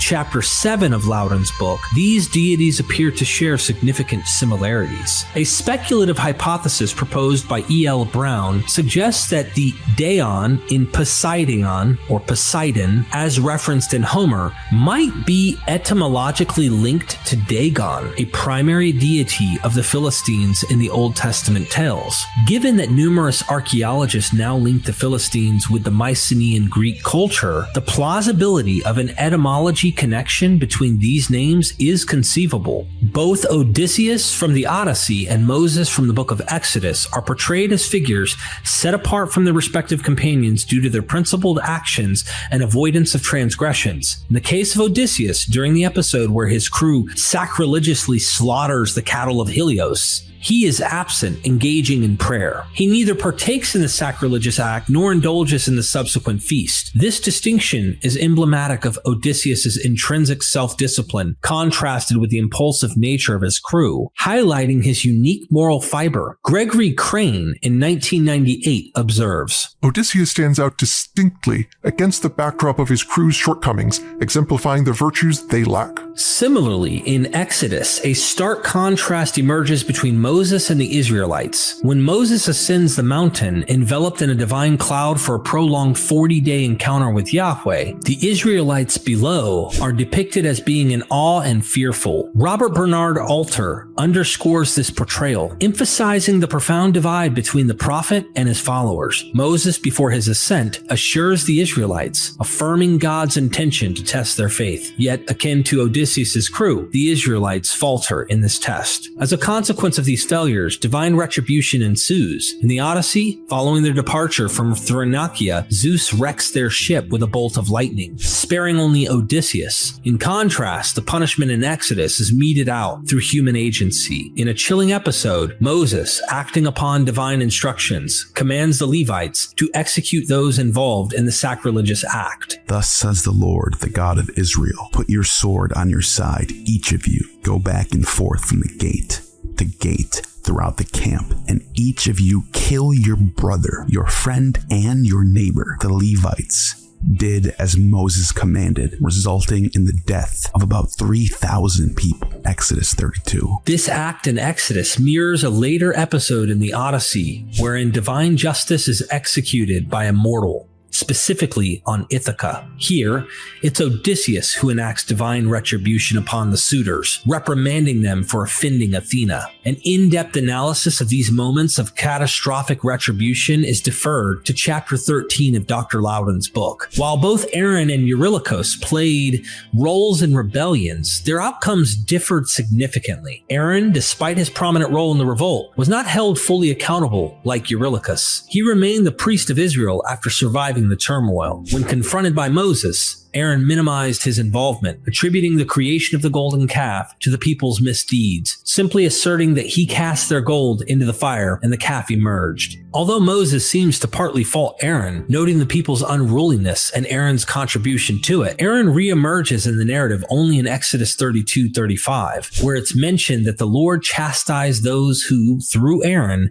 crafted the calf. Biblical scholars have postulated various reasons for Aaron's contrasting portrayal. William H.C. Propp suggests that Aaron's depiction in the Exodus, both in chapter 32 and prior sections, mirrors subsequent conflicts in Israel's history. Subsequent generations seem to be the target audience for the rebellion stories in Exodus 32, which seem to champion allegiance to a theocratic authority symbolizing Moses and Yahweh. Furthermore, Aaron's representation elucidates the origins of the priesthood and its link with the Levites, extensively elaborated upon in Exodus 28 through 29. Historical analysis indicates long-standing disagreements over the rightful priestly authority in Israel. In subsequent eras, legitimacy was granted only to those who could trace their lineage to Aaron. Thus, the Exodus 32 narrative provides foundational support for Aaron's survival. Additionally, scholars recognize the connection between Exodus 32 and the reign of Jeroboam I, who created gold calves for religious purposes. Hence, Aaron's involvement in crafting a golden calf may reflect the writer's views on Jeroboam's actions. Propp speculates that an earlier rendition of the story might have placed more blame on Aaron, drawing parallels with Eurylochus in the Odyssey. He hypothesizes a more comprehensive account of the gold calf story, which could imply that some of Aaron's Levite followers were purged.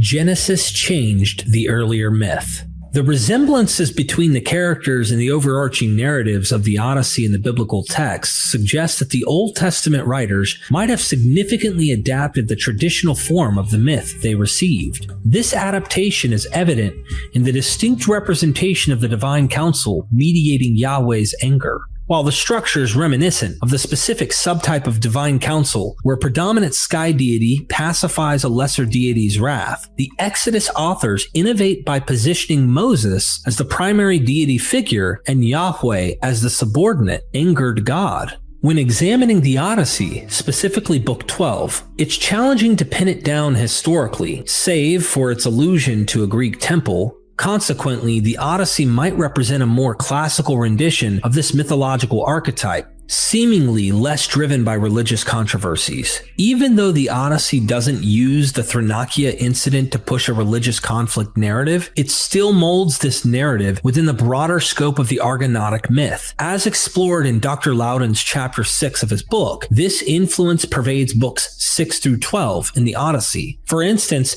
Helios, infuriated by an incorrect ritual, parallels the figure of the disgruntled father-in-law Aeetes from the Argonautica. You can compare him with Laban in Genesis 29 through 31. Circe, guiding Odysseus on handling her formidable father, strongly mirrors Medea. Therefore, the Odyssey may have adapted the mythological framework discussed here to align with the dominant theme of the Argonautic myth. Multiple narratives in the Book of Numbers echo the mythic structure found in Exodus 32, wherein the people rebel against divine authority and their leader. These stories also bear thematic similarities to the events on Thrinakia and instances of Odysseus's cruise in subordination. Specifically, Numbers 11 equates rebellion with the act of eating, especially meat. As the Israelites express dissatisfaction, God's wrath manifests, with fire erupting at the camp's edge. Moses' intervention quells this fire, reminiscent of his role in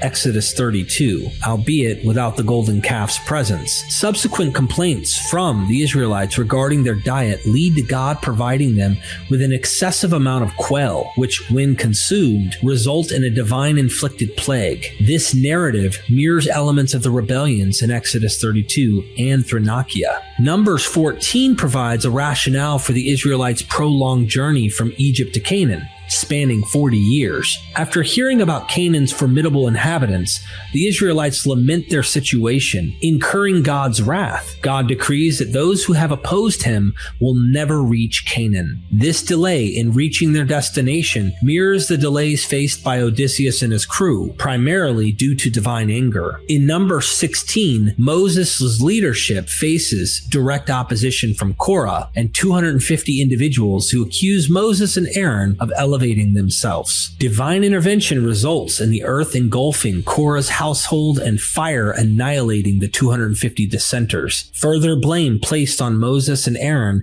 leads to a deadly plague, only halted by their intervention. This episode parallels the Odyssey when a crew member criticizes Odysseus' share, resulting in the storm winds that blow them off course. Both narratives predict that many followers will not achieve their end's goal. Moreover, the conclusion of number 16, featuring a wrathful deity causing mass mortality, aligns with Zeus's and Poseidon's actions in the Odyssey.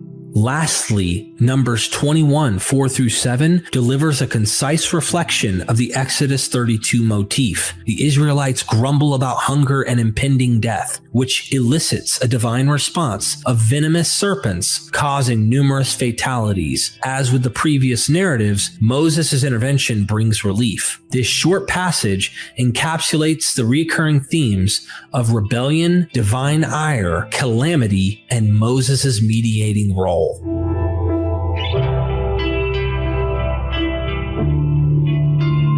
Argonauts of the Desert, Philippe Wajdenbaum's Greek influence. In a previous episode on the origin of Abraham, we examined the Greek Argonautica myth with a concise breakdown of the Phrixus myth and an integral observation highlighted in the 10th step. Here's the story. Athamas, the Boeotian king, weds Nephele, a cloud deity crafted in Hera's likeness by Zeus. The couple produces twin offspring, Phrixus and Helle.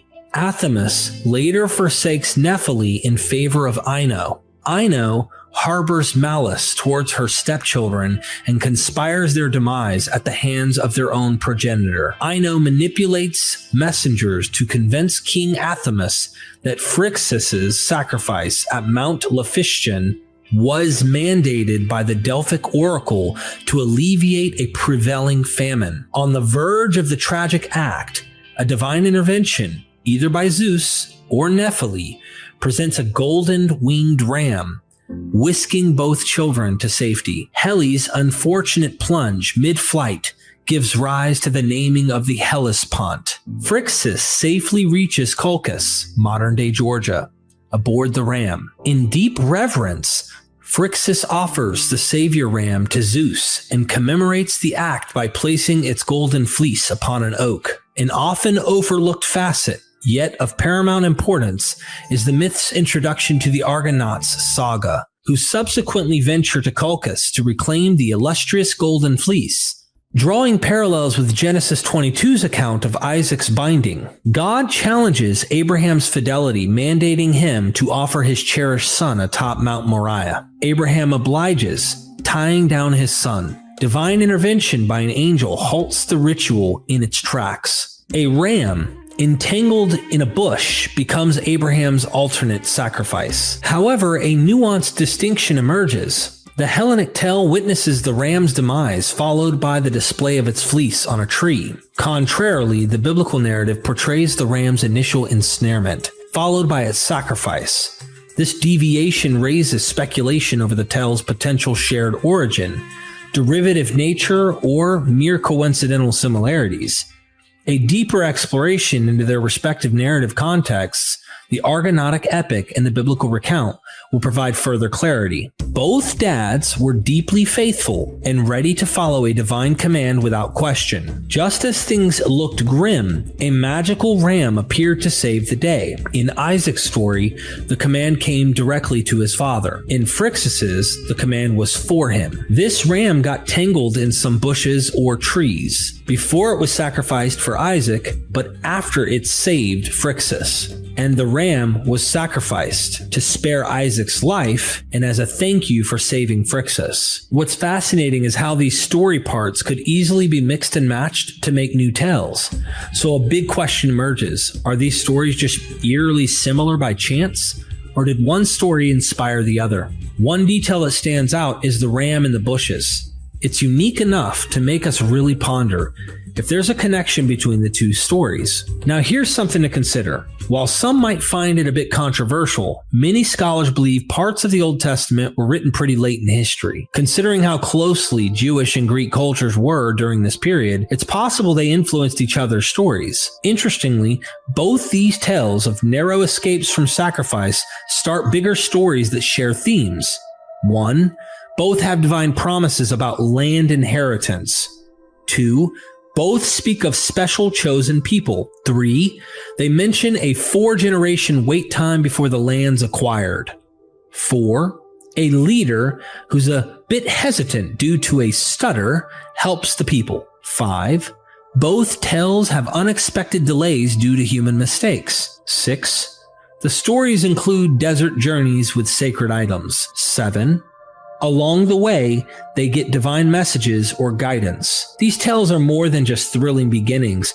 They're foundation stones for the larger stories. Both narratives frequently circle back to these tales, reminding the reader of the divine promises and how everything began. The Bible isn't just about the descendants of Abraham getting a piece of land called Canaan. Philippe Wajdenbaum points out how similar the Bible stories are to what Plato wrote. For starters, both talk about a big flood that changed the world and was followed by a time when patriarchs ruled. They mention the growth of cities, how kings came to be, the birth of laws, and even describe an ideal world.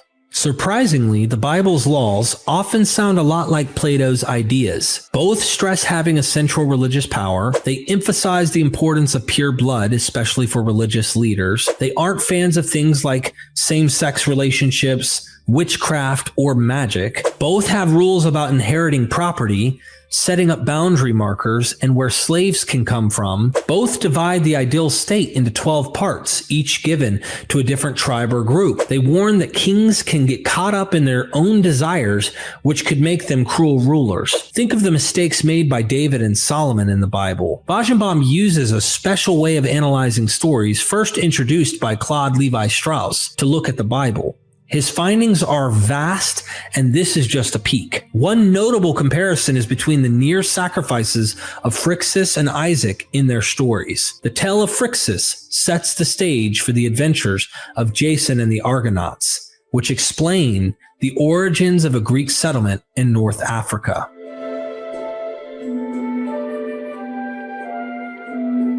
The Tales of Argonauts and the Bible Simplified. Both rich in drama and destiny. One is about the Argonauts, an adventurous group from ancient Greece. Their leader, Jason, belongs to a family line that once tried, but failed, to sacrifice someone named Phrixus. To calm down an angry god named Zeus, the Argonauts go on a quest to find a golden fleece, basically the shiny skin of the ram that once saved Phrixus. While on this quest, an Argonaut gets some soil from the sea god's son, which is like a future land ownership certificate. This chunk of land will later become Cyrene, but there's a catch.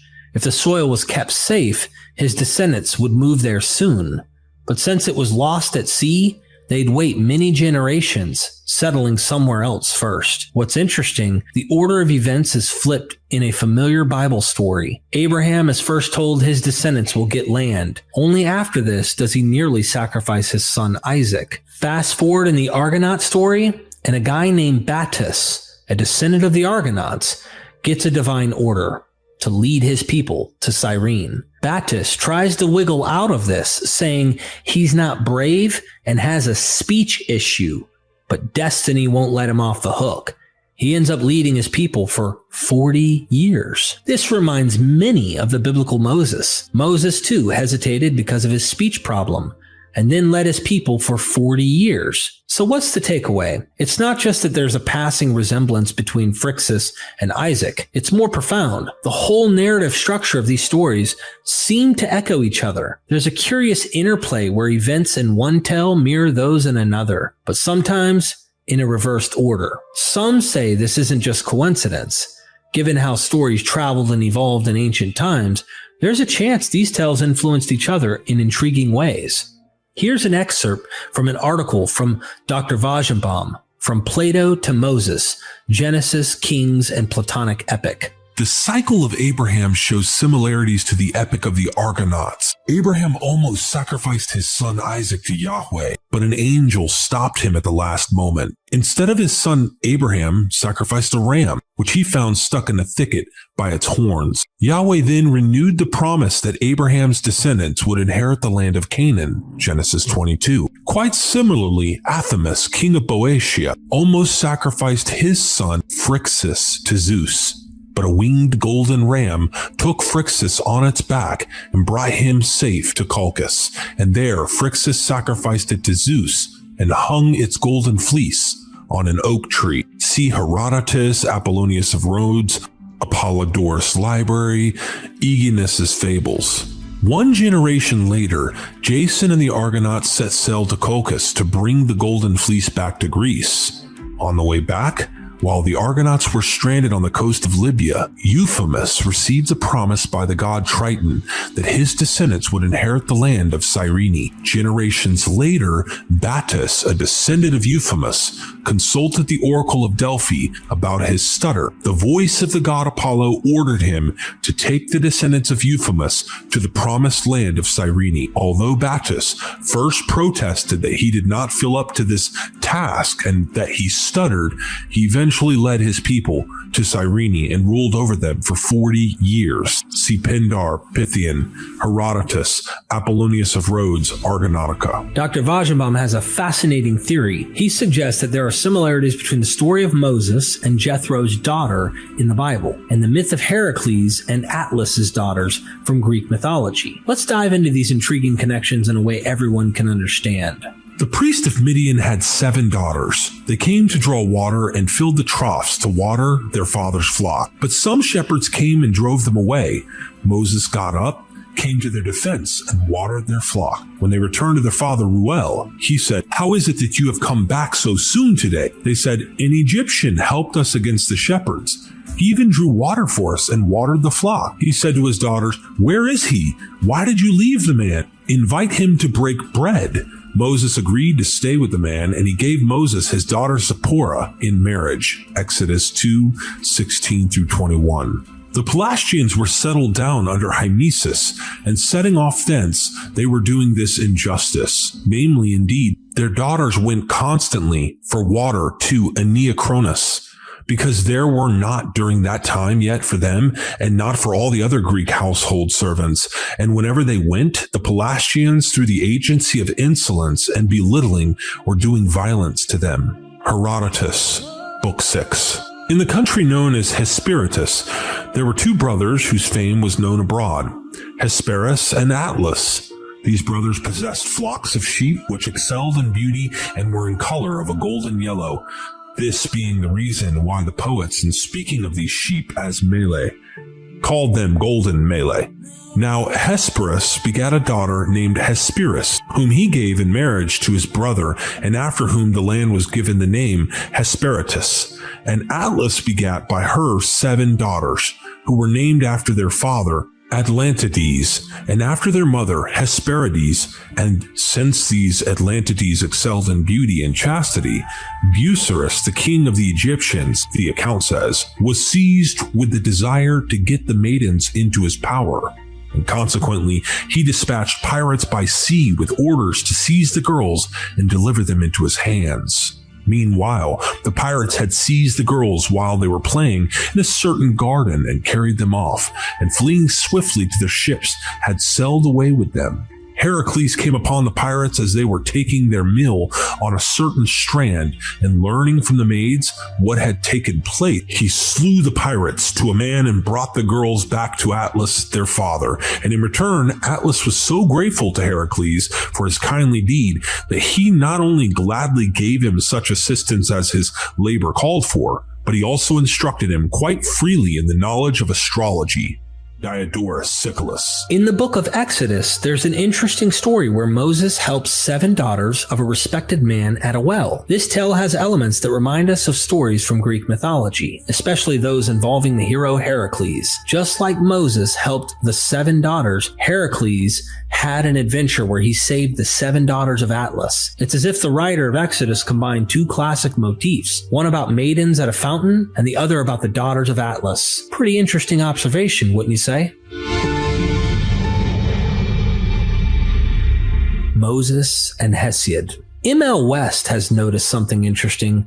Both an ancient Greek poem called Theogony and the biblical story of Moses share a cool theme. In both stories, a shepherd is up on a mountain when he meets a god. This god gives him some wise words and hands over a special staff. It's like finding similar scenes in 2 different movies. And one day they taught Hesiod glorious songs while he was shepherding his lambs under holy Helicon. And this word first the goddesses said to me, the muses of Olympus, daughters of Zeus, who holds the aegis, shepherds of the wilderness, wretched things of shame, mere bellies. We know how to speak many false things as though they were true, but we know when we will to utter true things. So said the ready-voiced daughters of great Zeus, and they plucked and gave me a rod, a shoot of sturdy laurel, a marvelous thing, and breathed into me a divine voice to celebrate things that shall be and things there were aforetime. And they bade me sing of the race of the blessed gods that are eternally, but ever to sing of themselves, both first and last. Hesiod, Theogony. Moses was keeping the flock of his father-in-law Jethro, the priest of Midian. He led his flock beyond the wilderness and came to Horeb, the mountain of God. There the angel of the Lord appeared to him in a flame of fire out of the bush. He looked, and the bush was blazing, yet it was not consumed. Exodus 3, 1-2. Moses and Battus, the stuttering rulers. Abraham's narrative is underpinned by a promise that his lineage will inhabit Canaan. Interestingly, this bears semblance to the Argonauts story. Specifically, the Binding of Isaac episode might have its roots in the tale of Phrixus and the Golden Fleece. Drawing from the Argonauts legend, Euphemus was foretold that his progeny would initially settle in Thera, followed by the foundation of Cyrene in Libya. Apollonius of Rhodes in his Argonautica culminates with this very prophecy, seemingly nodding to Herodotus. The historian in turn provides 2 interpretations of this story, from the perspective of the Therians and Cyrenians. Vesilius proposes an intriguing hypothesis. Such narrative duality might have influenced the biblical author to employ a similar approach of parallel narratives. Brought from his city a hecatomb, and there followed him both others of his fellow citizens, and in particular Battus, the son of Polymnestus, being in birth a Euphemid of the Myni. Then to Grinus, the king of the Therians, who was consulting the oracle about the matters, Pythia proclaimed that he should found a city in Libya. And he replied by saying, I, for my part, O Lord, am too old by now and heavy to raise myself. Bid you then one of these younger men to do that. At the same time, he said that and appointed to Battus. Then so much, but afterwards, having gone away, they maintained a lack of taking account of the oracle, because they neither knew Libya, nor dared to an obscure matter to dispatch off a colony. Herodotus, Book 4. So thereafter, having taken up Phronime, Polymnestus, being an esteemed man among the Therians, kept her as a concubine. Then time going around, there was born out to him a son, hesitant in speech and lisping, to whom as a name was given, Battus. For when that one had become a man, he went to Delphi about his voice, and to him, when he was speaking his question, Pythia proclaimed this, Battus, you came for voice. Lord Phoebus, Apollo, to sheep-rearing Libya sends you a founder. just as if she should say, with the use of the Greek tongue, O Basilai, king, you came for voice. And he replied with this, O Lord, I came to you. Consult the oracle about my voice, and you make me other proclamations of impossible things. As you bid, colonize Libya. With what power? With what kind of band? Although he said that, he could not persuade him to make him other proclamations, and when she was prophesying after the same fashion as previously, Battus left her behind in the midst and was gone to Thera. Herodotus, Book 4. But Moses said to the Lord, O my Lord, I have never been eloquent, neither in the past nor even now that you have spoken to your servant, but I am slow of speech and slow of tongue. Exodus 4:10. In the book of Exodus, there seems to be a blending of two tales from Herodotus. Here, a man is divinely chosen to establish a new settlement, a notion rooted in a promise made to his forefather. While one account depicts this man feeling too elderly and requesting the deity to assign someone else, much like Grinus, the other portrays him citing a speech difficulty akin to Battus, expressing feelings of inadequacy. A striking similarity exists in the leadership duration. Both Battus and Moses reigned for 40 years. Drawing parallels further, just as the Argonauts embarked on sea voyages in quest of the fabled Golden Fleece, the Israelites traversed deserts in pursuit of a spiritual treasure, the divine law. This juxtaposition presents the Israelites as desert counterparts to the Argonauts. However, the Israelites' objective isn't just to establish a mere settlement like Euphemus's descendants. Instead, they aim to create a utopian society, reminiscent of Plato's ideal state in his laws. Interestingly, the blueprint for this state would be revealed to Moses during their desert sojourns. The Exodus and Euripides' Helen. Dr. Wajdenbaum makes an interesting observation by suggesting Herodotus provides a narrative that contradicts the conventional story of Helen's infidelity. In this version, Helen was never taken to Troy by Paris. Instead, she was safeguarded by King Proteus of Egypt. Later, Menelaus, her husband, rediscovered her in Egypt and, finding her honor untouched, took her back to Sparta. This narrative parallels the biblical account of Sarah and Abraham in Egypt. Egyptian officials brought Sarah to Pharaoh. However, following a series of plagues, Sarah was returned to Abram, and they were both evicted from Egypt. An intriguing connection can be found in Herodotus 2:119. And Menelaus, having come to Egypt and having sailed up to Memphis, told the truth of these matters, and not only found great entertainment, but also received Helen unhurt and all his own wealth besides. Then, however, after he had been thus dealt with, Menelaus showed himself ungrateful to the Egyptians. For when he set forth to sail away, contrary winds detained him. And as this condition of things lasted long, he devised an impious deed, for he took 2 children of natives and made sacrifice of them.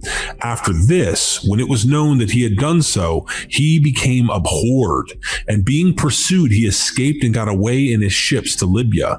But whither he went besides after this, the Egyptians were not able to tell. Of these things they said that they found out part by inquiries, and the rest, namely that which happened in their own land, they related from sure and certain knowledge. The French Hellenist and expert in Philo of Alexandria, Jacques Cazot, believes that the story of Abram and Sarah in Egypt is like a mini version of the Exodus story. Here's the gist. Abram goes to Egypt, gets into a spat with the Pharaoh. Egypt faces a bunch of bad events, like plagues, and Abram is told to go home. This story hints at what will later happen to Abram's family in another part of the Bible, specifically in the first 15 chapters of Exodus. But there's also a twist. This story might remind some of the tale of Helen and Menelaus. In this case, the Pharaoh keeps the wife, Helen, while treating her husband, Menelaus, really well, even giving him presents.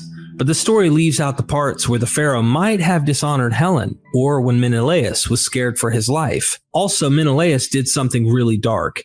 He sacrificed Egyptian kids, which reminds us of another part of the Bible, where the firstborn children are killed. Building on this same story, a playwright named Euripides added his own spin in his play called Helen. In this version, Helen was looked after by King Proteus, But after the king died, his son, Theoclymenus, fell for Helen. Even though Helen was already married, he wanted to marry her, but Helen wasn't having any of it and decided to stay near Proteus's grave for protection. Helen.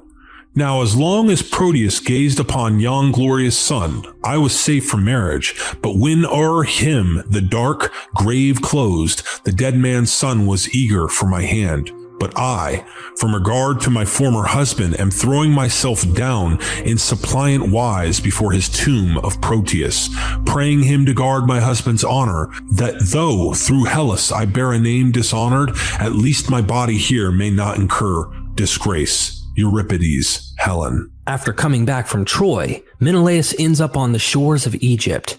He hears that his wife is nearby, so he finds her and they reunite. Together they make a plan to escape Egypt, all the while fearing that the local king might try to harm Menelaus because of his feelings for her. Helen speaks.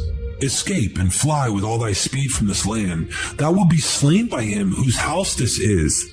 Menelaus. What have I done to merit such a fate? Helen. Thou hast arrived unexpectedly to thwart my marriage. Menelaus. What? Is some man bent on wedding my wife? Helen. Aye, and on heaping those insults on me which I have hitherto endured. Menelaus. Is he some private prince or ruler of this land? Helen. The son of Proteus, king of the country. Of course thou knowest then all about my marriage. Menelaus. I do, but whether thou hast escaped thy lover, I know not. Helen. Be well assured I have kept my body chaste. Helen. 780 to 95. Helen and Menelaus come up with a clever plan to get out of Egypt. Menelaus acts like a Greek soldier, making up a story that their ship was wrecked and that Menelaus sadly didn't survive. Believing Helen to be now single, Theoclymenus thinks he has a chance to marry her.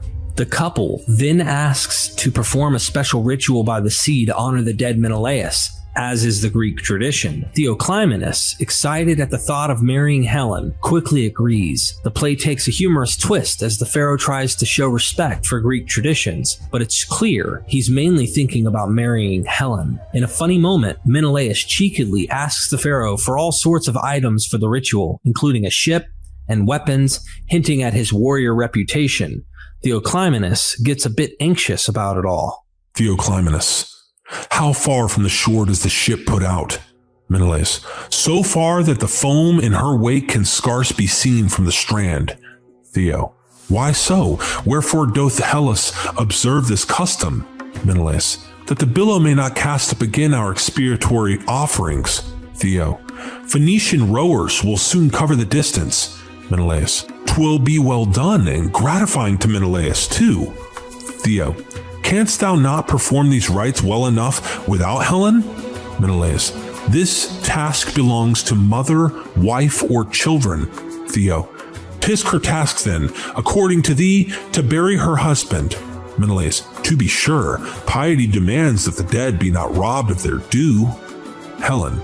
1265 to 80. On the ship, Menelaus and his crew overpower the sailors and make a daring escape from Egypt. When Theoclymenus hears of this, he's furious and wants to chase them down. But suddenly, Helen's brothers, Castor and Pollux, show up. They tell Theoclymenus that higher powers wanted Menelaus and Helen to get away, that he should avoid doing something wrong. This part of the play, where they make a dramatic exit from Egypt, reminds us of other famous escapes, like the one in the Bible where the Israelites leave Egypt. Similarly, the story where the pharaoh falls for a married woman who eventually goes back to her husband can be compared to a couple of the tales from the Bible. There's one about Abram and Sarah in Egypt, and another about a king named Abimelech. One cool detail in the play, Castor and Pollux step in to tell Theoclymenus that he's about to make a big mistake with Helen. This is a lot like the part in the Bible when God appears in a dream to warn Abimelech about Sarah being a married woman. It's interesting how these ancient stories can have so many similarities. Dioscuri. Restrain those bursts of rage that hurry thee to undue lengths. Theoclymenus, king of this country, we are the twin sons of Zeus that call to thee by name, whom Leda bore one day, with Helen too, who hath fled from thy palace, for thou art wroth for marriage never destined for thee. Long, long ago had we our sisters saved, seeing that Zeus had made us gods. But we were too weak for destiny, as well as the deities who willed these things to be. Helen, 1650-60. While Greek stories don't talk about Abraham pretending his wife is his sister, there's a fascinating similarity between the tale of Menelaus and Helen running from Egypt and the biblical Exodus story. Here's the gist. Moses tries to fool Pharaoh by asking to take a 3-day journey to make a special offering to God. Even though Pharaoh isn't too keen on the idea, he faces a series of terrible events or plagues. First, water turns to blood, then frogs overrun the land. Pharaoh's magicians copy these tricks so he's not fazed, but then gnats and flies invade, making Pharaoh briefly give in, only to change his mind later. More disasters follow, from sick livestock to painful boils and even a hellstorm. Through all this back and forth, the Egyptian people start getting worried about the powerful God of Israel. At some points, Pharaoh seems to agree to let the Israelites go, but adds conditions. After even more troubles, including swarms of locusts and complete darkness, Pharaoh nearly gives in, but when Moses insists on taking their animals with them, Pharaoh hesitates again. The last straw is the tragic death of all Egyptian firstborns. Finally, Pharaoh gives in. Now, the fun part is that Moses' negotiation tactics are a lot like what Menelaus does in the play Helen by Euripides. Both have sneaky plans behind their request. Just like Menelaus wants to escape under the guise of a distant sacrifice, Moses seems to be playing a similar game. In the play, when asked why they need to go so far for the sacrifice, Menelaus says it's because the waves might bring some of it back to shore.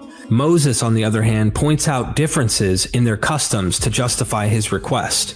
And just like Menelaus wants Helen with him, Moses insists everyone should be allowed to leave Egypt, not just the men. Interestingly, both stories even have a bit about who should provide the animals for the sacrifices. And amidst all this, there's a touch of humor, as Pharaoh's own people get exacerbated with him, begging him to let the Israelites leave.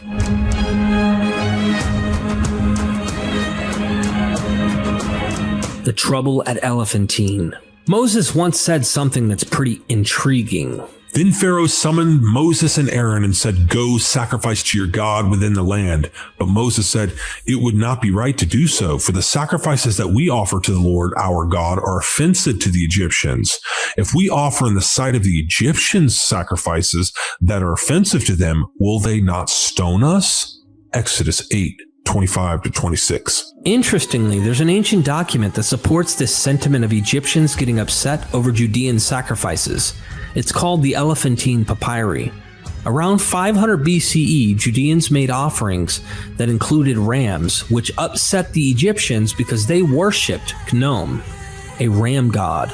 This tension got so bad that the Egyptian priest, with some backing from their Persian overlords, burnt down the Judean temple dedicated to Yahweh. We know about this event from a letter where the Judeans ask for money to rebuild. Your servant Yedaniah, son of Gemariah, the name Mazi, son of Nathan, the name Shemaiah, son of Haggai, the name Hoshea, son of Yatum, and the name Hoshea, son of Yatun, 5 men from Senia, who reside in Elephantine the fortress, speak so. If our Lord wishes it, the sanctuary of Yahweh our God will be built in Elephantine the fortress, as it was before, and neither slaughter of rams, oxen, nor he-goats will be offered.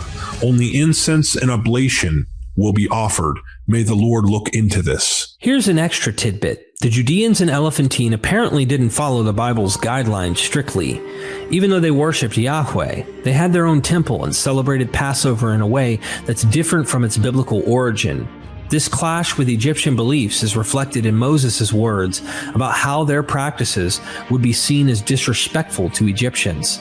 Basically, a dispute from around 500 BC is hinting at a much older story, perhaps because readers from the Hellenistic period would recognize the reference. Fun fact, Moses' name is never mentioned by any evidence we have from Elephantine, Egypt.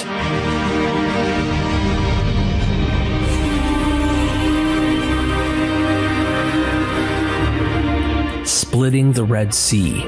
Remember how the tale of Joseph reminded some of Odysseus' make-believe journey to Egypt? Odysseus, in his tale, talks about how he went to Egypt after the famous Trojan War. Although he instructed his crew not to harm the locals, they didn't listen. They attacked the Egyptian men and kidnapped their women and kids. As you can guess, this angered the Egyptians. The alarm was soon carried to the city, and when they heard the war cry, the people came at daybreak, till the plain was filled with horsemen and foot soldiers, and with the gleam of armor. Then Zeus spread panic among my men, and they would no longer face the enemy, for they found themselves surrounded. The Egyptians killed many of us, and took the rest alive to do forced labor for them. Odyssey, Book 14. In the biblical story, Pharaoh gears up to chase the Israelites with his mighty army. So he had his chariot made ready, and took his army with him. He took 600 picked chariots, and all the other chariots of Egypt, with officers over all of them. The Lord hardened the heart of Pharaoh, king of Egypt, and he pursued the Israelites, who were going out boldly. The Egyptians pursued them, the Pharaoh's horses and chariots, his chariot drivers and his army.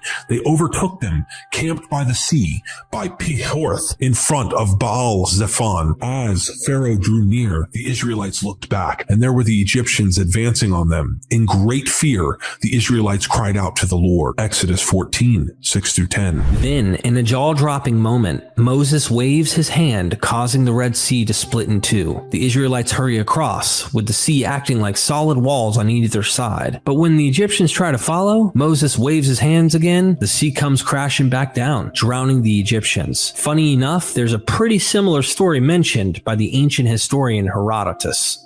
When 3 months had gone by while Artabazos was besieging the town, there came to be a great ebb of the sea backwards, which lasted for a long time, and the barbarians, seeing that shallow water had been produced, endeavored to get by into the peninsula of Paline. But when they had passed through 2/5 parts of the distance, and yet 3/5 remained, which they must pass through before they were in the Paline, then there came upon them a great flood tide of the sea, higher than ever before. As the natives of the place say, though, high tides come often. So those of them who could not swim perished, and those who could were slain by the men of Potadia, who put out to them in boats. The cause of the high tide and flood, and of that which befell the Persians, was this, as the Potadians say, namely that these same Persians who perished by means of the sea had committed impiety towards the temple of Poseidon and his image in the suburb of their town. And in saying that this was the cause, in my opinion, they say well. The survivors of his army, Artabazos, led away to Thessaly to join Mardonius. Herodotus, Book 8.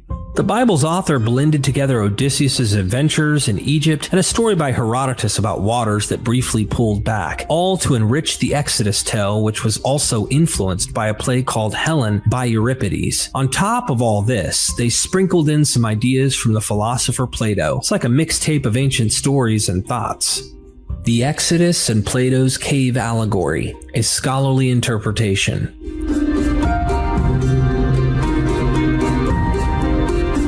In The Republic, Book 7, Plato, channeling Socrates, delineates a profound allegory where individuals have been bound in a subterranean cavern for their entire existence. Their perceptions are confined to the cave's interior wall, upon which the mere silhouettes of external realities are cast. Intriguingly, when one of these captives is liberated and exposed to the genuine external world, the sheer brilliance of truth becomes almost blinding. Gradually, this individual discerns that the realities within the cave were mere representations of the actual world outside. The solar radiance symbolizes the idea of the good, expressing compassion for his peers who misconstrue the shadows for divine entities. Socrates argues that the enlightened one should re-enter the cave to emancipate his peers. Nevertheless, this altruistic act might be met with derision or even aggression from those still ensnared by ignorance. This narrative epitomizes Plato's theory of forms, suggesting our tangible world is but a shadow of a more profound intangible reality. reality. This superior reality, however, is elusive, accessible solely to philosophers who fathom the quintessential idea of the good, symbolically representing the supreme deity as further elaborated in Plato's Timaeus. There's an interesting parallelism between the Platonic cave allegory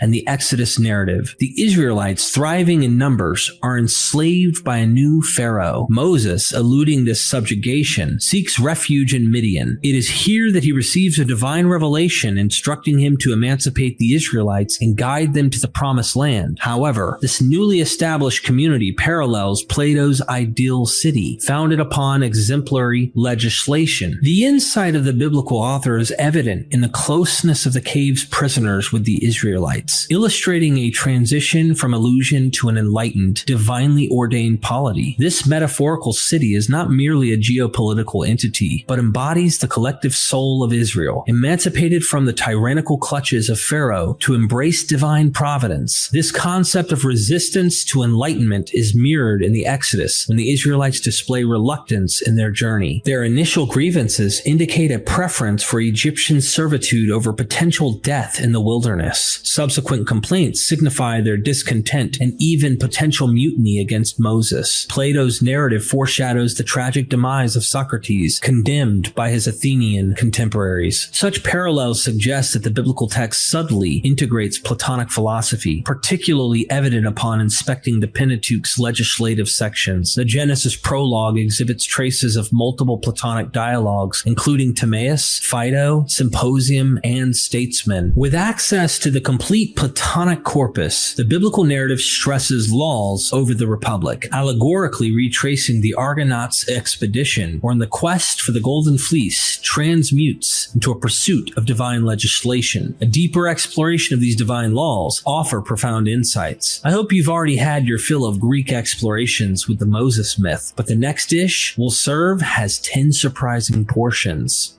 Egyptian 10 Plagues.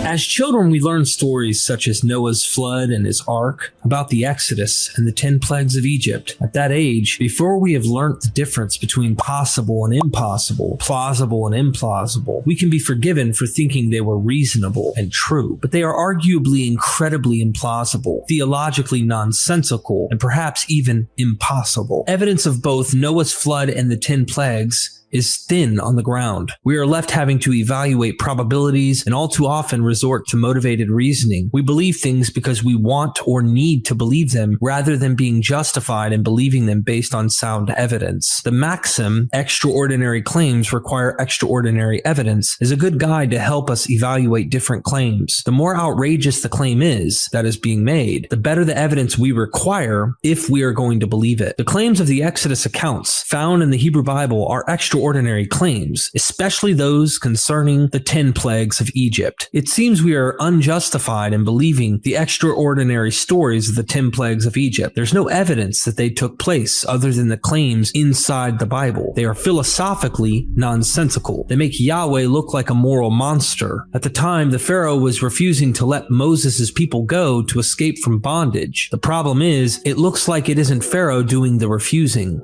Then the Lord said to Moses, "See, I have made you as God to Pharaoh, and your brother Aaron shall be a prophet. As for you, you shall speak all that I command you, and your brother Aaron shall speak to Pharaoh, that he let the sons of Israel go out of his hand. But I will harden Pharaoh's heart, so that I may multiply my signs and my wonders in the land of Egypt. When Pharaoh does not listen to you, I will lay my hand on Egypt and bring out my armies, my people, the sons of Israel, from the land of Egypt by great judgments. Then the Egyptians shall know that I am the Lord when I extend my hand over Egypt and bring out the sons of Israel from their midst." Exodus 7.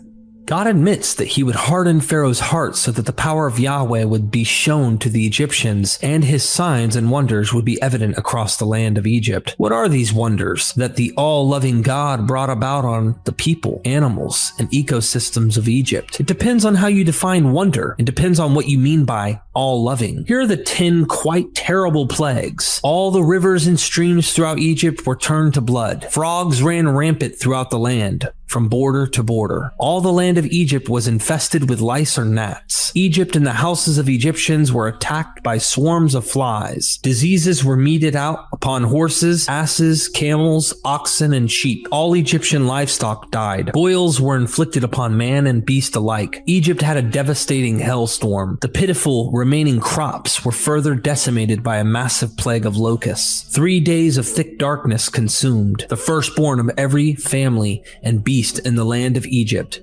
died. At first sight, these events appear horrendous. Is this really the behavior of an all-loving God? There were millions of Egyptians living the length and breadth of Egypt who had nothing to do with the Hebrews, who had likely never met one, who had their crops destroyed, their animals diseased and covered in boils, who had their firstborns die, and those of their livestock. The life of these people was a determined misery, and these influences were out of their control, and even the control of the Pharaoh. Instead, they were in the hands of an all-powerful, all-loving God, and this God could have simply and very easily, in all his power, appeared to the Pharaoh and made him say yes. God was punishing all Egyptians, their children, and their animals. But were all these people and animals equally responsible for the decision to enslave the Hebrews? Even a 2-year-old firstborn toddler? A cow? God punishes all these people and animals instead of hardening Pharaoh's heart to simply say yes. Using these people and animals instrumentally as tools is something that doesn't fit with the usual morality set out by religious believers. Using people as a means to an end is arguably a part of secular utilitarian morality. Here, Yahweh does it in abundance. One simple word would have averted all this pain and suffering. The course of the lives of those Egyptians, however, was forever changed, and they were punished for the transgression of one single person, the Pharaoh. But the Pharaoh was himself controlled by God. His will hardened, so he has no other option but to say no. These events, of course, have all the signs of a myth, especially given there is no reasonable scientific evidence to suggest that these events happened in the way the Bible details, if at all. But the claims are perhaps disconfirmed by what we know about the Egyptians following these incredible signs and wonders that showed God's supreme power. You see, the simple fact is that no Egyptian seems to have ever even known about Yahweh, let alone believed in this supremely powerful,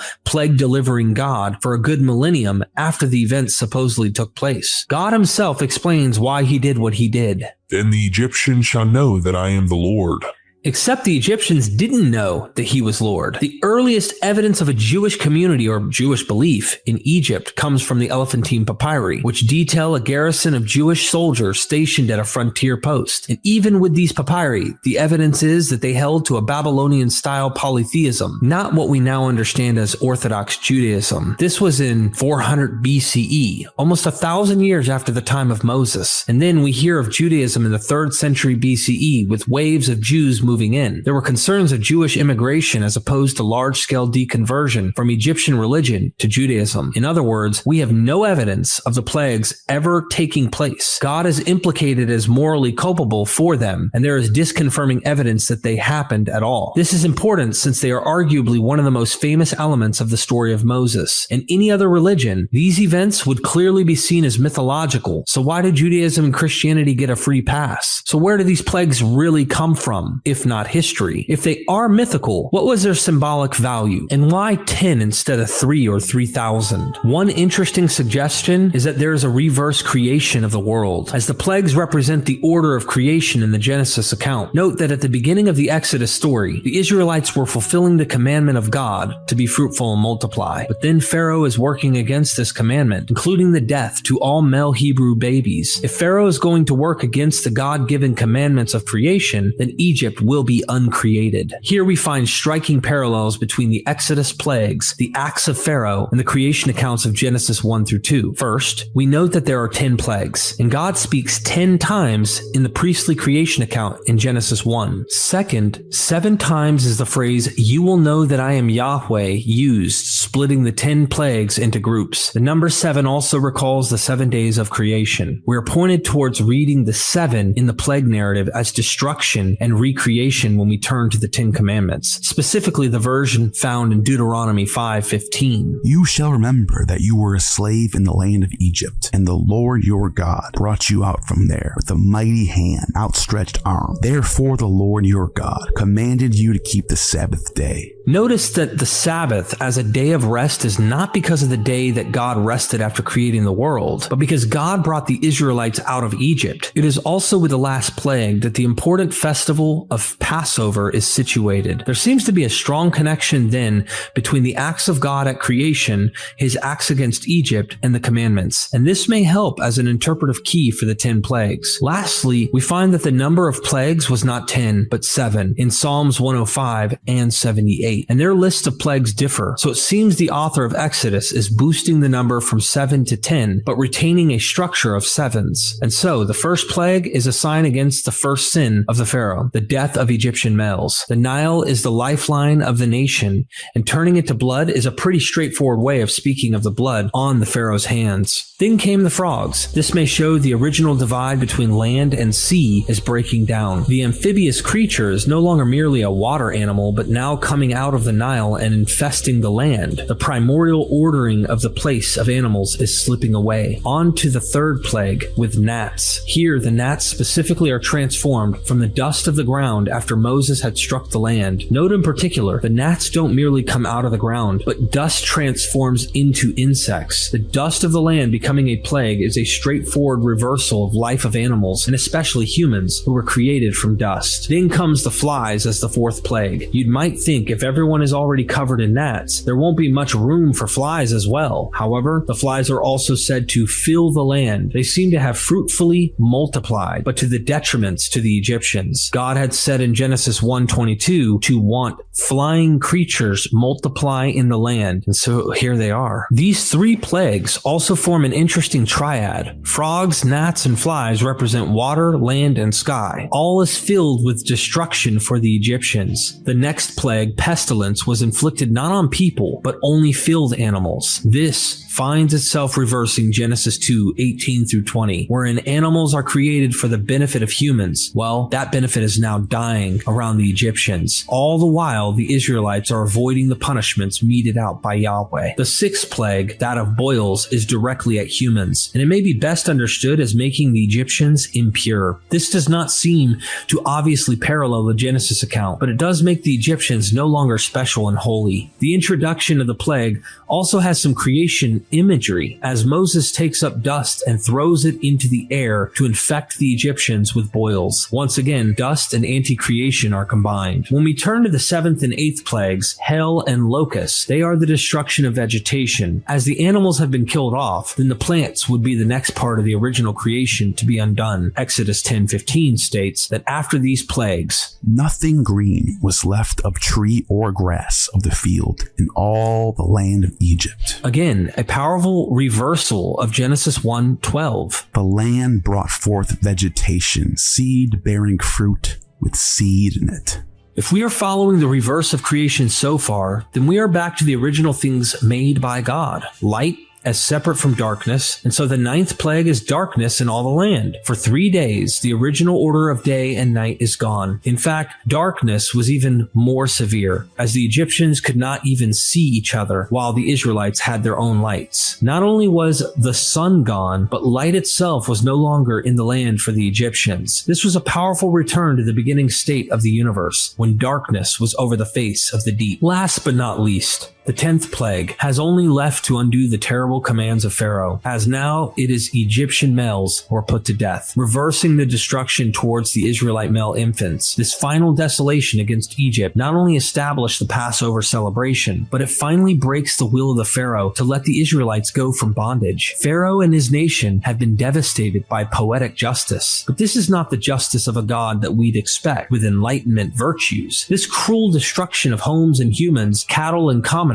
plants and people is above and beyond anything we would call a proportionate response. All the more so when God hardened Pharaoh's heart so that God had the excuse to keep the punishments coming. For the sake of theology, it is probably better that this part of the story didn't happen. Not all myths are happy ones, but a terrible myth is better than a terrible punishment. These punishments were meted out because Pharaoh would not, or could not be convinced by Moses and Aaron to let the Israelites go. If only God had given them some potent signs before unleashing cosmic terrors on the land. Oh, but didn't God teach Moses a few magic tricks before approaching the Pharaoh? Snake mythology. Picture this. Moses and Aaron are in Egypt trying to convince Pharaoh to let their people go. To prove they mean business, Aaron throws down his staff and poof, it turns into a snake. Sounds like a cool magic trick, right? But then Pharaoh's own magicians do the same thing. Still, in a surprising twist, Aaron's snake staff eats the others. Now, if you're scratching your head thinking, what's the snake staff's magic? It helps to know a bit about ancient Egyptian culture. It also signals that we are dealing with mythology. For those who've dived into Egyptian history, the snake staff isn't just a random magical item. Ancient Egyptian art is full of these serpent staffs. Gods like Thoth, Nehipku, and Heka are often shown holding them. But why snakes? Well, in Egypt, creatures like snakes, crocodiles, and scorpions were seen as protective symbols against harmful animals. But snakes weren't just about protection. In Egyptian mythology, they had many roles and were linked to several gods and goddesses like Apophis, Hathor, and Isis, to name a few. So when Aaron and the Pharaoh's magicians had a snake staff showdown, it wasn't just about who had the better trick. It was a deep cultural and spiritual challenge, rooted in beliefs that went back centuries. Was the snake staff scene just a cultural reflection of an old Egyptian magic trick where people trained snakes to act stiff as a rod? There may be evidence to support this idea. We will continue showing the snake mythology because this scene could fit into the broader myth where the bronze serpent in the wilderness gets a scene. The serpent staff in the wilderness may have mythological associations with Egypt, but let's explore a few other ideas. In the old days, like ancient Greece old, there was this god called Asclepius, who was all about healing. Picture him with a staff and a snake slithering around it. Fast forward a bit, and the Romans had a similar figure named Asclepiapus, with the same snake staff setup. Today, this symbol has become an international shorthand for medicine. Now there's another similar looking symbol, a staff with not one but two snakes, plus a pair of wings at the top. You might see this on ambulances. This one belongs to Hermes in Greece and Mercury in Rome. While it's often mixed up with our first symbol and called a caduceus, it's technically the Hermes-Mercury one. Hermes wasn't into medicine like Asclepius. Instead, he was the go-to god for delivering messages and guiding souls to the afterlife. So when you see this on an ambulance, it's less about the medicine and more about speedy service and the journey of life. It's fascinating how symbols from thousands of years ago still show up in our modern world, isn't it? The stories they tell connect us with ancient civilizations and remind us of our shared human journey. Within the biblical framework, serpents often depicted as multi-headed sea monsters play a significant role, embodying primordial forces that are ultimately subdued by the divine. These creatures, reminiscent of primordial antagonists, resonate with broader ancient Near Eastern traditions, wherein deities engage in epic cosmic battles against agents of chaos, especially those emerging from watery depths. A notable divergence exists. While neighboring cultures frequently conceptualize the cosmos as a battleground between inherent evil and order, the biblical narrative leans toward a worldview where the cosmos intrinsically reflects divine goodness. Yet the biblical tradition does not stand isolated. It dialogues and integrates motifs familiar to its ancient audience, as evident in verses such as Isaiah 27:1, Isaiah 51:9, and Psalm 74:13-14, among others. Serpents, while sometimes symbols of fertility and prosperity in the ancient Near East, frequently manifest as adversaries conquered by deities, notably storm gods. Ugaritic literature, a vital corpus from the ancient Levantine city of Ugarit, offers categories of divine beings, benevolent deities, often anthropomorphic and associated with tamed animals, and their destructive counterparts, typically linked with wild creatures and monstrous forms, including serpents. Artifacts from the early Bronze Age, particularly Old Anatolian and Old Syrian seals, frequently depict storm deities triumphing over serpent adversaries. Additionally, in Canaanite mythology, figures like the goddess Anat and the god Baal confront multi-headed serpents, such as Lotan, an entity analogous to the biblical Leviathan. A compelling parallel can be drawn between the description in Isaiah 27:1 and a Ugaritic passage detailing the defeat of the serpent Leighton. The destruction of this chaos agent leads to cosmic repercussions. In sum, the motif of divine triumph over chaotic serpents transcends cultural boundaries, serving as a testament to shared themes and narratives in the ancient Near East. Snakes are found everywhere, and knowing exactly which mythology influenced the serpent motif in the Moses story will depend on what one highlights the most. I think the geographical setting of Egypt should allow the Egyptian mythology to have primary influence on the Moses myth, but we know that these earlier ancient Near Eastern mythologies influenced the Greek mythology. So if these authors were influenced with the serpent staff from the Greek Asclepius, it wouldn't shock me one bit. The moral of this story, friends, is that it is mythology and not history. But let's take a closer look at the lawgivers in the ancient world.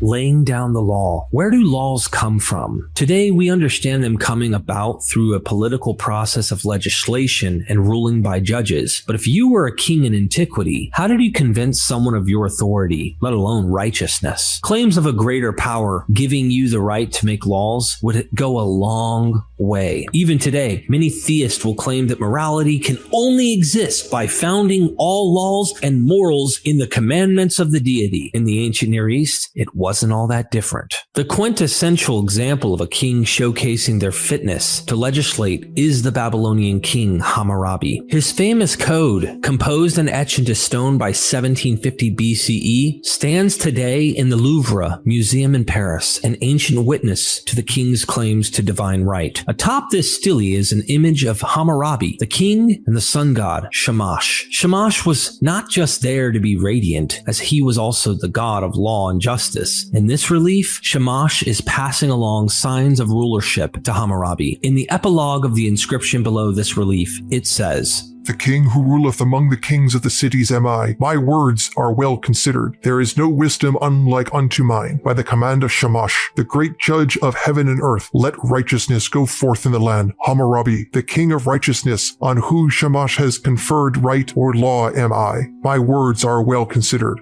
My deeds are not equaled. To bring low those that were high, to humble the proud, to expel insolence." Among the prescriptions in this code, some sound just a little bit biblical. "If an ox be a goring ox, and it is shown that he is a gorer, and he do not bind his horns or fasten the oxen up, and the ox gore a freeborn man and kill him, the owner shall pay 1/2 a mina in money." Compare that to Exodus 21:29 through 30. If, however, the bull has had the habit of goring and the owner has been warned but has not kept it penned up and it kills a man or woman, the bull is to be stoned and its owner is also to be put to death. However, if payment is demanded, the owner may redeem his life by the payment of whatever is demanded. Pretty similar, though the biblical injunction seems harsher than the Babylonian version. Nonetheless, it doesn't take a Yahweh to tell someone how to write up a law about an animal out of control. Even more starkly similar is Code 196 compared to Exodus 21:23 through 25. If a man put out the eye of another man, his eye shall be put out. But if there is serious injury, you are to take life for life, eye for eye, tooth for tooth, hand for hand, foot for foot, burn for burn, wound for wound, bruise for bruise. While there may not be a strong case of genetic connection between these law codes, the similarities do suggest there were common ideas floating around in antiquity. And no, the biblical laws are not older, not by a long shot. After all, the Code of Hammurabi was written centuries before the alleged time of the Exodus. And we have the actual inscription itself, not the story of why the original laws of God were smashed and lost, composed perhaps centuries later. Still, so we know before any Hebrew writer put stylus to clay, the idea that the gods provided the laws was well established, and the same sorts of laws were used in these legal codes written over centuries. Centuries later, the need to at least claim claim a divine source for the laws was expected. In Plato's unfinished dialogue, the aptly named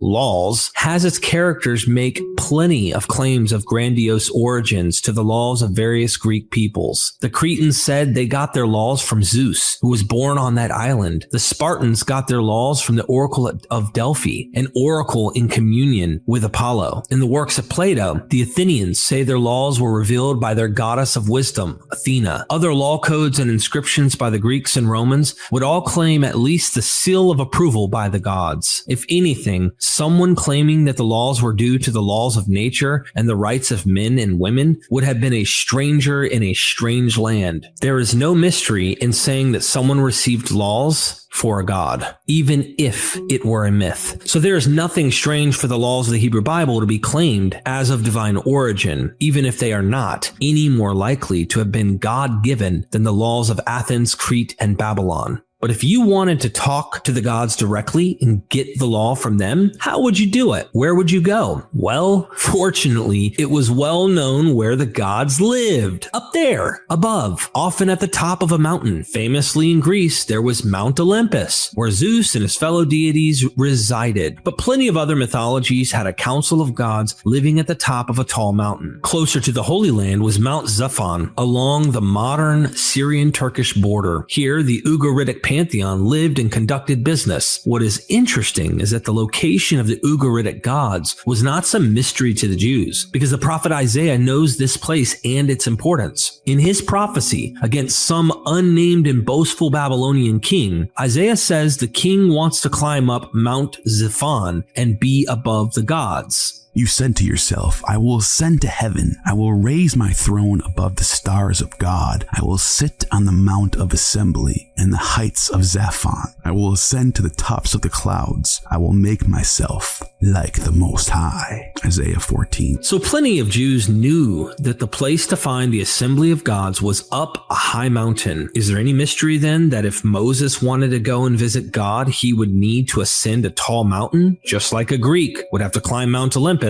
or a man from Ugarit would have to climb Mount Zaphon. And lest we forget, the mountain of God was a place Israelites visited all the time in Jerusalem, Mount Zion. If we look to the Jewish prophetic literature, we find another place for visiting the divine realm, and at the top of a mountain.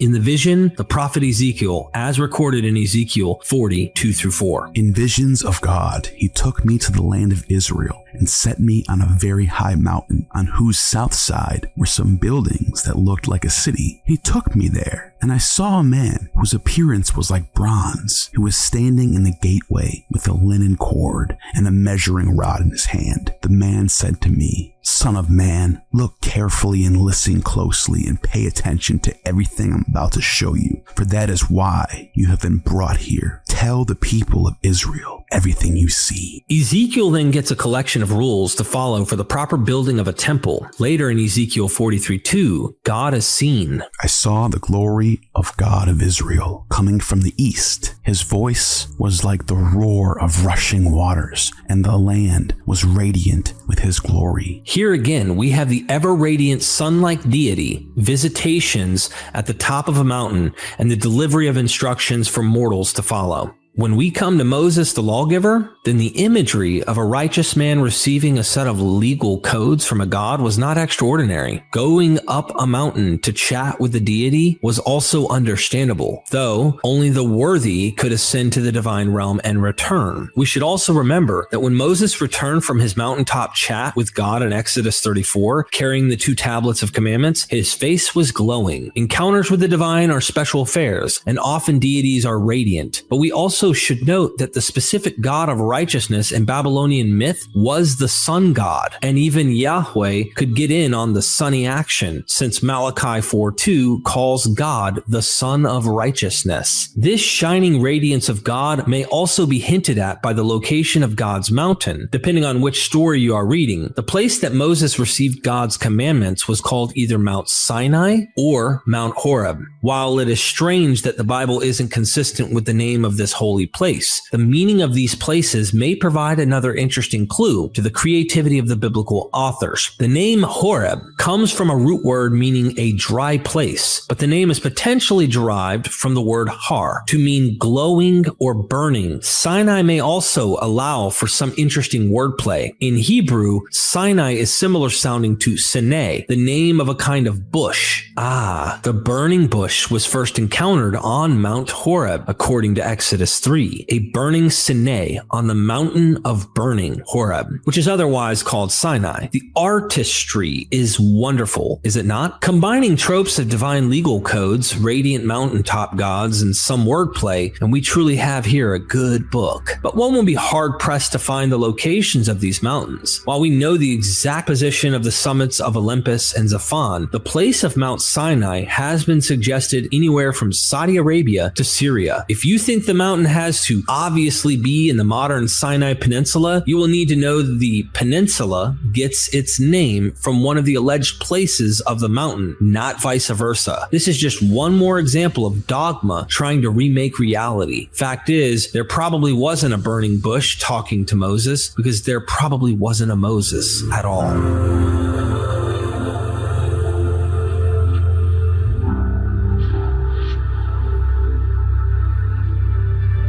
Did Moses write the Torah and about his own death? Now I hear you saying, of course we know Moses existed and did all sorts of amazing things because he wrote the Torah. Do you really doubt a person existed if they wrote a book about their life and accomplishments? And indeed, the tradition that Moses wrote the first 5 books of the Hebrew Bible was well established by the time of Christianity. In John 5:46, Jesus says, "If you believed Moses, you would believe me, for he wrote about me." But modern scholarship doubts there's a single author to this collection of books, and the evidence is considerable. But for now, let's assume for the sake of argument that Moses was the author or editor of the Torah. If that were true, then there will be some rather strange occurrences in this book. One oddity is that Moses likes to talk about himself a lot in the third person. Instead of saying, "I said to Pharaoh, let my people go," Exodus 5:1 reads, "Moses and Aaron went to Pharaoh and said, 'Thus says the Lord, the God of Israel, let my people go.'" If Moses wrote this, then why is he writing like Moses is another person than the narrator? Do we think this was a normal habit for Moses? Did he normally sit at the dinner table and say, "Moses would like hummus with Moses's matzah"? Not likely. Additionally, Moses must have lacked any sense of irony if he wrote this. Now Moses was a very humble man, more humble than anyone else on the face of the earth. Amazing if Moses could see God and be filled with wisdom,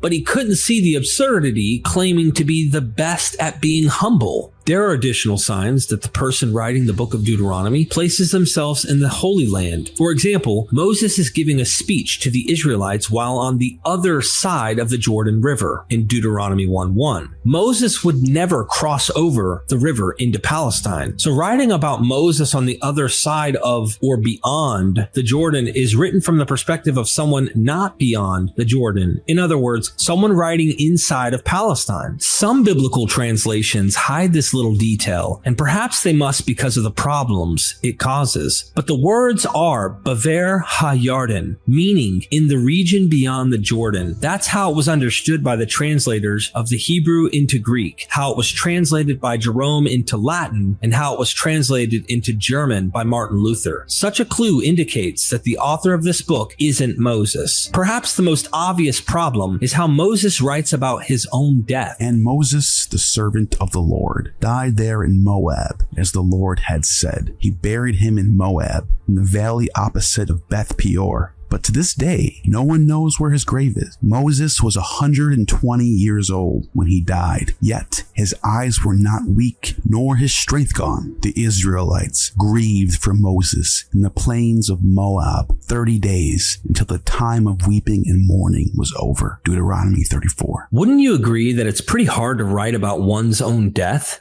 And the funeral that happened after? And no one knows where he was buried. Quote, to this day, end quote. Doesn't that suggest a long time has passed? And if you think this was prophecy, then why did Moses not know where he was buried? This snippet of text is clearly written by someone not even pretending to be Moses, and composed many years after the alleged time of the great leader. Even evangelicals will concede that Moses didn't write this portion of the Torah, suggesting that Joshua filled in the final gaps. So that means Moses did write the Pentateuch, except where he didn't? Yeah, that's the ticket. Let's look at this without the Moses-tinted glasses. If this were any other text, and it showed signs that it had parts that could not have been written by the person tradition alleges wrote it, we wouldn't make excuses for that tradition. Unless there is actual positive evidence that Moses wrote anything, then supposing he wrote everything minus the last part of Deuteronomy is dogma, not data. Pile this on top of the additional negative evidence, and we can only have one conclusion. Whoever wrote the Pentateuch, it probably wasn't Moses. Heck, it probably wasn't even a single composition. But let's leave the documentary hypothesis for another time. We can't go into all the evidence against Mosaic authorship today. Besides, we have a bigger problem: an Exodus without a Moses. Exodus myth,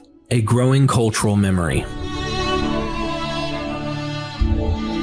The origins of the tradition that the Israelites were enslaved in Egypt and then rescued is still debated by scholars, even when ignoring the fundamentalist claiming every jot and tittle of the Bible is 100% history. However, we will explore one approach to understanding the story of the Exodus, not by reading the story in its current form, but what impact the tradition had on Jews through the centuries. In other words, let's trace out the cultural memory of the Exodus tradition and see how it changes over time. You might be surprised to see what and who is and is not in the story. When it comes to tracking down that history, we need datable sources, and here we can potentially rely on the works attributed to the prophets of ancient Israel and Judah. We do have to be careful of the work of the quill or stylus of a later editor, but the prophets of the time before and during the Babylonian exile can help us see what was central to the psyche of people in Palestine. Among the oldest of the prophets in the Hebrew Bible, there is Amos from the northern kingdom of Israel. Several passages seem to know of an Exodus tradition, but one verse is particularly interesting here. In Amos 9:7, he said, "Are you not like the Cushites to me, O people of Israel, says the Lord? Did I not bring Israel up from the land of Egypt, and the Philistines from Caphtor, and the Arameans from Kir?" Wait. The God of Israel, Isaac and Jacob, rescued not just the Israelites, but also the Philistines and Arameans? These are the same Philistines that will be causing trouble for the judges and first kings of Israel. And God also saved them from bondage? It's almost as if there wasn't all that special of a relationship between God and his chosen people. But when were these people brought up? The Bible doesn't provide much in the way of clues, but modern archaeology has explored a time when the Philistines and Arameans came to prominence, and it was at the end of the Bronze Age. In fact, the catalyst seems to be the Bronze Age collapse, when the great civilizations of 2nd millennium BCE faded out, some disappearing forever. The only country to mostly survive the collapse and the marauding sea peoples of this time was Egypt. Yet, Egypt was then so weak it lost its holdings in Palestine, allowing the people to become free. The Philistines were the descendants of some of those very sea peoples as they were allowed to live in the region of modern-day Gaza. The Arameans emerged after the decline of the Middle Assyrian Empire at around the same time. And we know from an Egyptian stele a century before the Bronze Age collapse, there was a people group called Israel in northern Palestine, and the Egyptian army controlled them up until the Egyptian empire crumbled with the rest of the ancient Near East.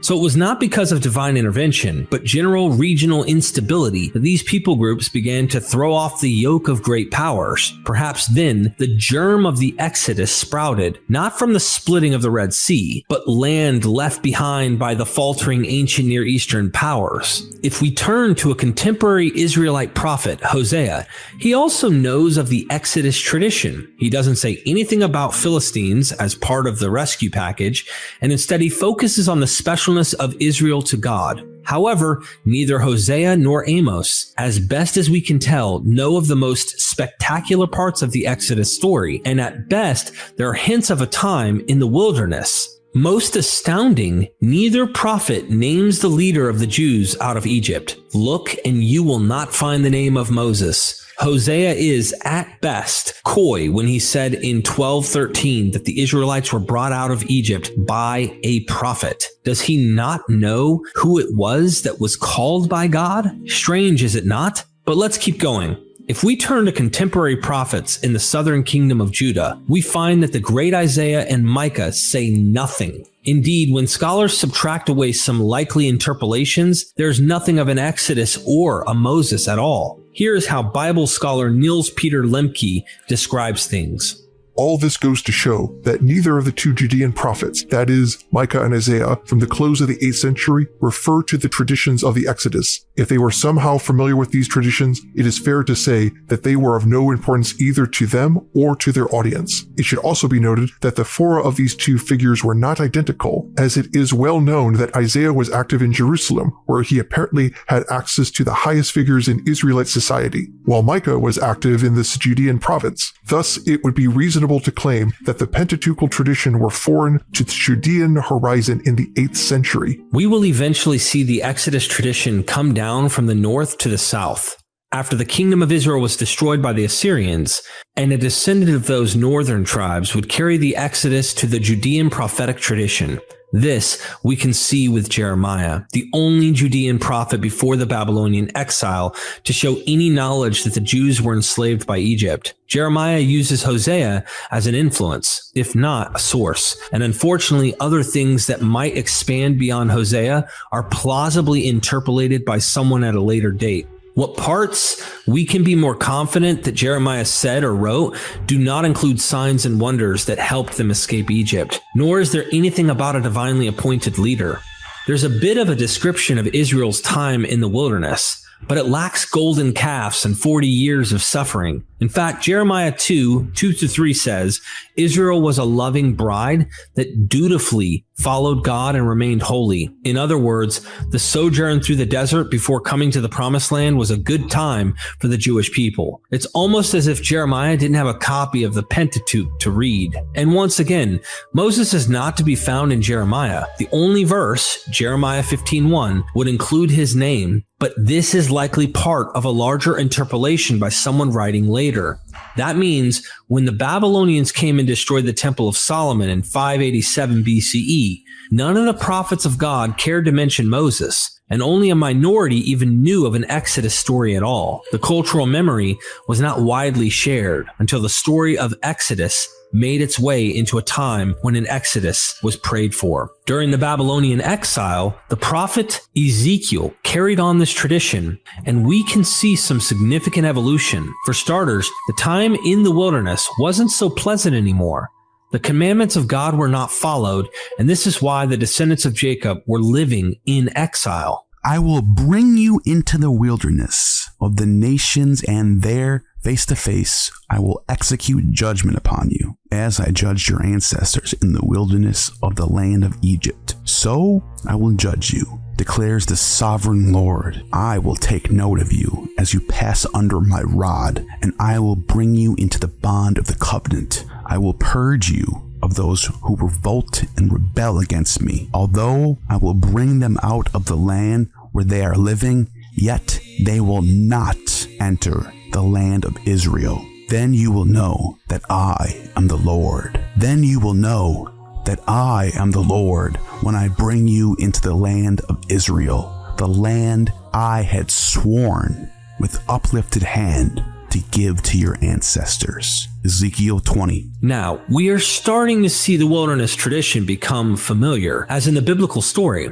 there was a long period of idolatry and suffering, and because the Israelites did not follow the covenant as instructed, they were punished and eventually banished into a new wilderness, the nations. Then, and only after sufficient punishment, would Israel be restored. Therefore, Ezekiel is giving a story of hope to a people who lost their land to an outside power. But once again, Moses is not to be found. Is he hiding behind a rock the whole time? Let's move on to one more prophet for now, Isaiah. Wait, wait, didn't we already cover him? Well, we did cover the original Isaiah, but the book bearing his name was added to by 2 other writers at a much later time, along with additional edits to the first part of Isaiah's prophecies. The second part of Isaiah, called Deutero-Isaiah, comprises chapters 40 through 55 of a modern English Bible, and it was written at the tail end of the Babylonian exile. It is here we can see the Exodus tradition become spectacular. Let's take a look at Isaiah 45, 16 to 21. This is what the Lord says, He who made a way through the sea, a path through the mighty waters, who drew out the chariots and horses, the army and reinforcements together, and they lay there, never to rise again, extinguished, snuffed out like a wick. Forget the former things. Do not dwell on the past. See, I am doing a new thing. Now it springs up. Do you not perceive it? Now I am making a way in the wilderness and streams in the wasteland. The wild animals honor me, the jackals and the owls, because I provide water in the wilderness and streams in the wasteland to give drink to my people, my chosen, the people I formed for myself, that they may proclaim my praise. All right, this is starting to look like the familiar story of the armies of Egypt drowned in the Red Sea. It may not be exactly quoting from Exodus 14 and 15, but the gist seems to be there, plus some extra animal-friendly touches. But there's another animal lurking in the waters, and God is going to pull it up. The sea beast shows up later in Isaiah 51, 9 through 10. Awake, awake. Put on strength, O arm of the Lord. Awake as in the days of old, the generations of long ago. Was it not you who cut Rahab into pieces, who pierced the dragon?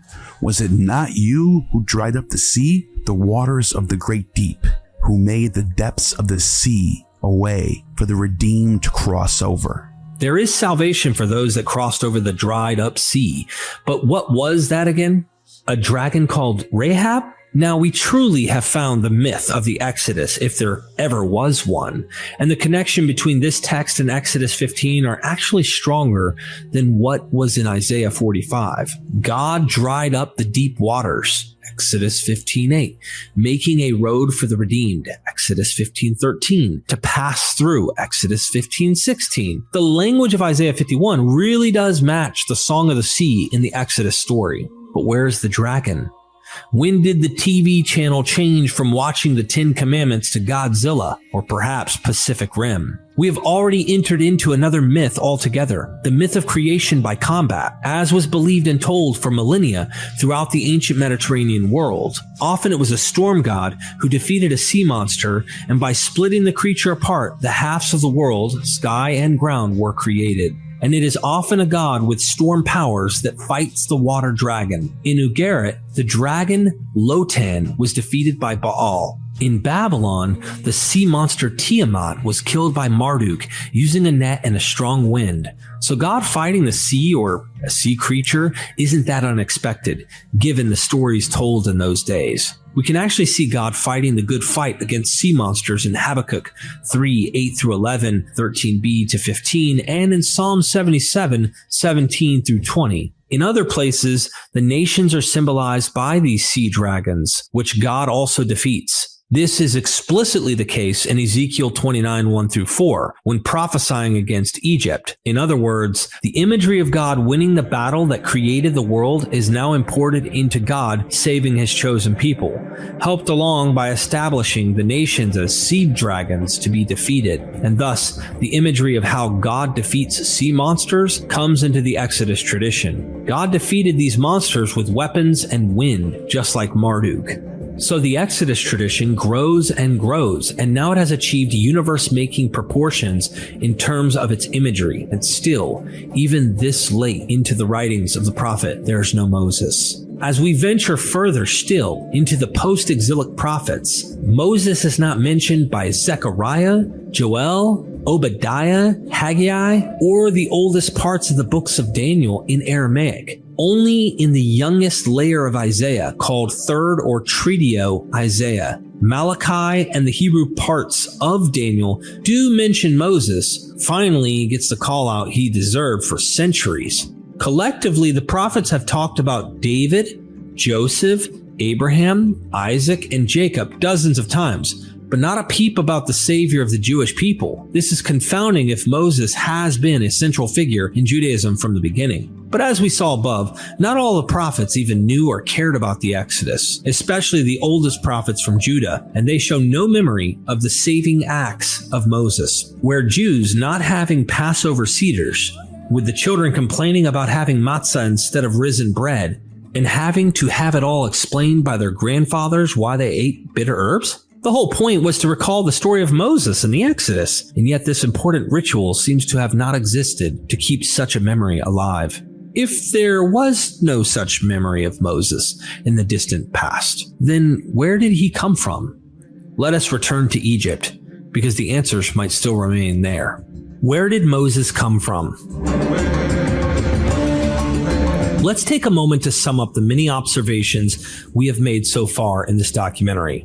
The story of Moses, as found in the first books of the Holy Bible, show many signs of myth-making, while no good evidence is to be found backing up the fantastic narratives found in Genesis, Exodus, Leviticus, Numbers, and Deuteronomy. We found the biography of Moses was actively emulating the stories of many other legendary figures, especially those from Rome and Greece, as well as the story of the Akkadian king Sargon. The plagues, the burning bush, the parting of the Red Sea, all of these parts of the Exodus tradition not only fail to fit historical reality, but they can be put side by side with other mythical traditions.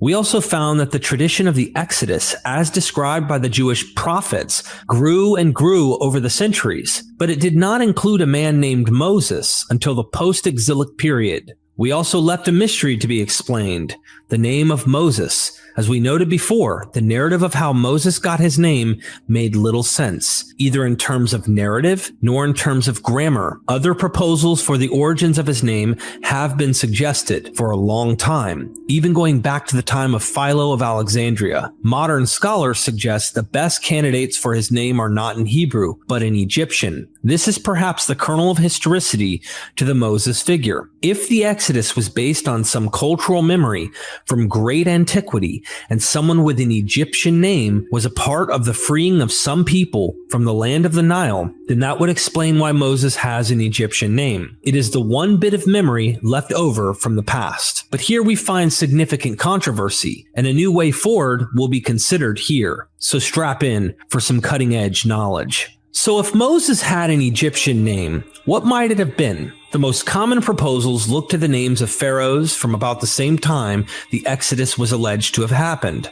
Looking at times like Ahmose, Tutmos, and Ramnos, which is related to the famous Ramesses, one sees the root term Mose. This root term comes from an Egyptian verb that can mean to be born or created, so that Ahmose means something like the moon is born. Some Egyptians were known just simply by this root word. You could find civil servants named Mose during the time of the Exodus. However, Egyptologists have pointed out that there are two serious problems with this proposal. First, Moses is not how to pronounce the name of the Hebrew liberator. Instead, his name is pronounced as Moshe. Notice the sh sound in his name. That is not found in the names of Ahmose or Ramesses, which have an s sound. Perhaps there was some sort of mishearing of the name, but in Exodus 1:11, the name Ramesses is spelled with the s sound. The letter Semic instead of with the sh sound,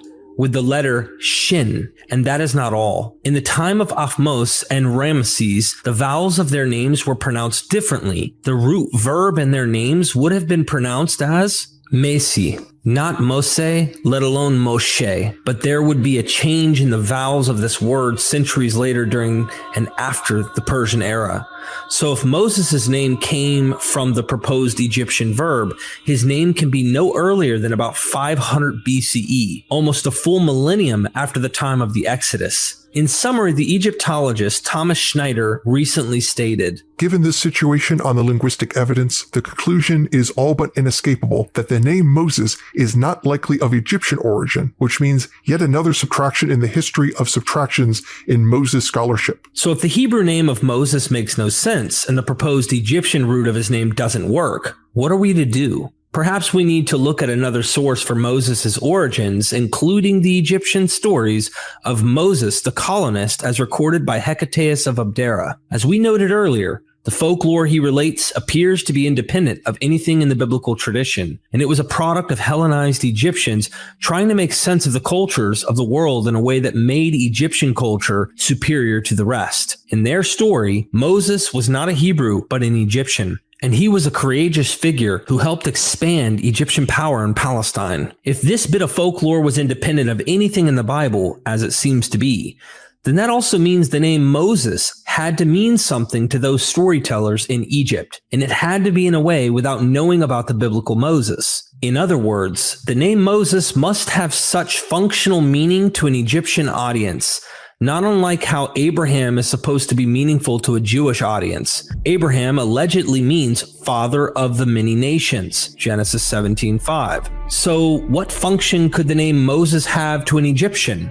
Already, we found that the original proposal for Moses' name from an Egyptian verb did not work. So what does?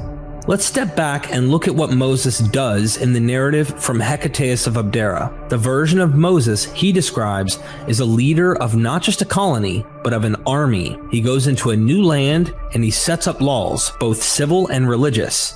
Is there a term for someone that journeys into a place and both legal and martial characteristics? Indeed, there's a common verb for that. In the Coptic script, which descends from Older Egyptian, there is the verb that means to go, to journey, and it can mean journey. The word is Moshe. And that's how you pronounce it, Moshe. Yes, that is almost identical to the Hebrew pronunciation of Moses. The Egyptian verb Moshe is also used in describing laws, both civil and cosmic. The original root of Moshe in more ancient Egyptian is also the same as the root for an army. So Moshe works to describe someone who journeys to a new place, makes laws, and leads an army. We also have another clue that the name Moses was originally Egyptian because of the way it was spelled by Manetho. Yes, we'll unravel the mysteries of Moses through spelling conventions. And you thought spelling bees were useless? Remember, Manetho was an Egyptian priest.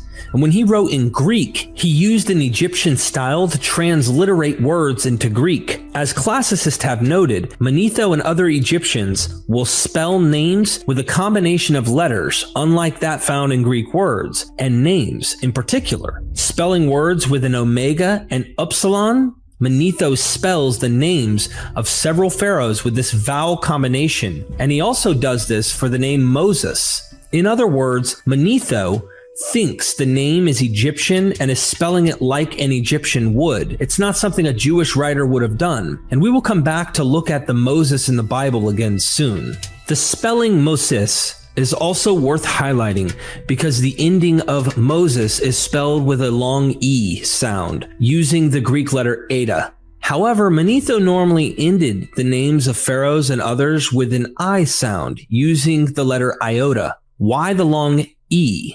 Well, that may be because the root term behind Moshe has another letter in it that cannot be spelled in Greek, the letter An.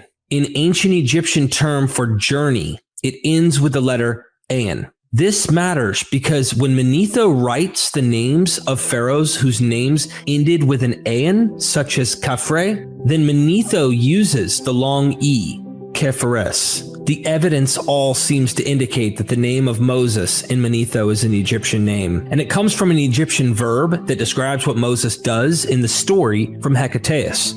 Are we suggesting that Moses was an Egyptian invention of the Hellenistic era? Perhaps so, but that would mean the authors of the Torah added in Moses in the Hellenistic era, much, much later than what most biblical scholars would think. Is there evidence that the story of the Exodus knows this Egyptian Moses? In fact, there are some compelling reasons to think there is. Let's notice the spelling of Moses in Greek again. The way Manetho did this was in an Egyptian style rather than Greek or Hebraic. And yet, the Greek translation of the Bible spells Moses the way Manetho the Egyptian did. They don't spell other names this way, so this looks odd and indicates a genetic connection between Manetho and the Greek Bible. There are also signs that the Hebrew of Exodus was influenced by Greek sources, as was noticed decades ago by the Egyptologist John Gwynne Griffiths. The spelling of the town named after Ramesses was influenced by Greek vowel practices, and when Griffiths looked for a comparative example,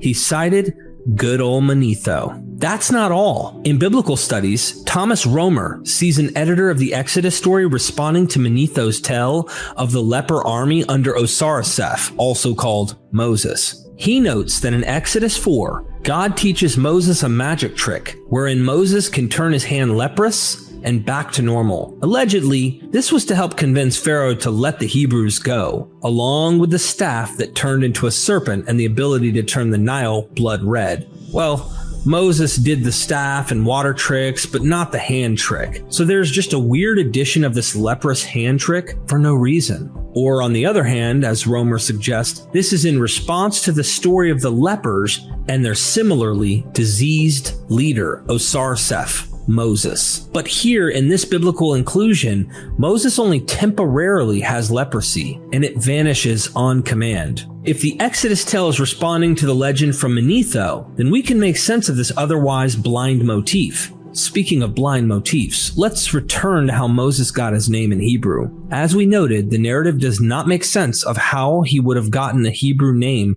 from an Egyptian princess. And even if it were, his name would have been Mashu instead of Moshe. However, if the first Jewish people to hear the name Moses heard it from an Egyptian, and the Egyptian name was simply the verb or noun Moshe, then we can explain the name rather well. In fact, it explains why Moses was given a swim in the Nile from a young age. The Hebrew verb that the author of Exodus 2 suggests is the root of Moses' name is masha, a rare verb that only shows up in 2 places in the rest of the Hebrew Bible, 2 Samuel 22:17, Psalms 18:16. And these are actually copies of each other. In this psalm or story of David, the heroic future king of Israel speaks of how he was saved by God. Here's the verse from 2 Samuel 22 in context. The Lord thundered from heaven. The voice of the Most High resounded. He shot his arrows and scattered the enemy. With great bolts of lightning, he routed them. The valleys of the sea were exposed, and the foundations of the earth laid bare. At the rebuke of the Lord, at the blast of breath from his nostrils, he reached down from on high and took hold of me. He drew me out of deep waters. He rescued me from my powerful enemy, from my foes who were too strong for me. Notice here that the waters David is pulled from are not the waters of the Nile or any river in particular. Instead, the deep waters are the seas of primordial chaos, and God defeated that chaos using his storm powers. This looks a lot like the same thing God does in the Exodus tradition in Isaiah 51, 9 through 10, as well as Exodus 15. In other words, this isn't a baby in a basket. This is something more mythical. Now we can imagine what the first Hebrew listener of the name Moses would have thought.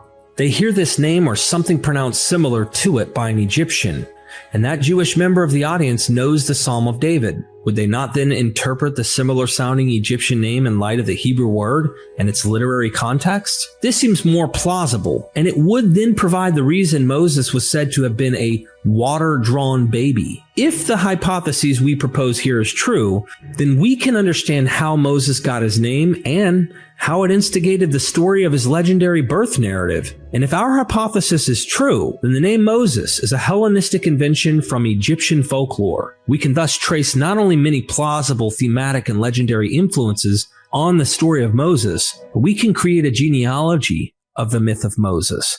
And so Moses disappears from even a kernel of historical reality, but in its stead, we have found what might be the real Moses, a product of the desires and hopes of many peoples. When he was thought up by the Egyptians, this was an attempt to say that Egyptian culture was more wonderful and influential than the powers that can now control it. When the Jewish neighbors of Egypt learned of Moses, he was transformed into the great savior of the Jewish people, combining him into a long-standing tradition of freedom from Egyptian slavery.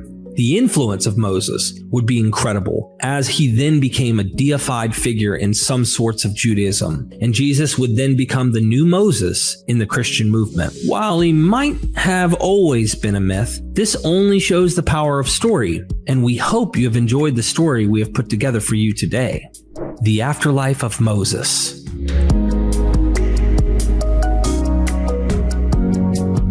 Even if there was never a historical Moses figure, he has nonetheless had an amazing effect on culture. Perhaps then the story of Moses should end with him getting a wonderful afterlife. According to Deuteronomy 34, Moses was buried in a secret place, apparently after God had personally shoveled his gravesite. But for many Jews and Christians later, this was not good enough. No. Moses needed to achieve a heavenly reward. On his advancing thence towards the place where he was destined to disappear, they all followed him bathed in tears. Thereupon Moses, by signal of his hand, bade those in the distance to remain still, while word of mouth he exhorted those near to him not to make his passing a tearful one by following him. And they, deciding to gratify him in this also, to wit, to leave him to depart according to his own desire, held back, weeping with one another. Only the elders escorted him, with Eleazar the high priest and Joshua the general. But when he arrived on the mountain called Abaris, a lofty eminence situate over against Jericho, and affording to those on its summit a wide view beneath of the best of the land of the Canaanites, he dismissed the elders. And while he bade farewell to Eleazar and to Joshua, and was yet communing with them, a cloud of a sudden descended upon him, and he disappeared in a ravine. But he has written of himself in the sacred book that he died, for fear lest they should venture to say that by reason of his surpassing virtue he had gone back to the deity. Having Moses taken up in a cloud might make one think of the ascension of Jesus. But the examples Josephus might actually have in mind are from Greco-Roman culture, for it was said that the founding figures of Rome, both Aeneas and Romulus, had similar heavenly ascents. Of Aeneas, but the body of Aeneas could nowhere be found, and some conjectured that he had been translated to the god. And of Romulus. The more mythical writers say that as he was holding an assembly in the camp, darkness descended upon him from a clear sky, and he disappeared, and they believe that he was caught up by his father Ares. From birth to life to death and even into the afterlife, the story of Moses is a tapestry of myths and legends. There's so much diversity in the elements of this story that we must be impressed beyond the need to claim any of it happened. Conclusion.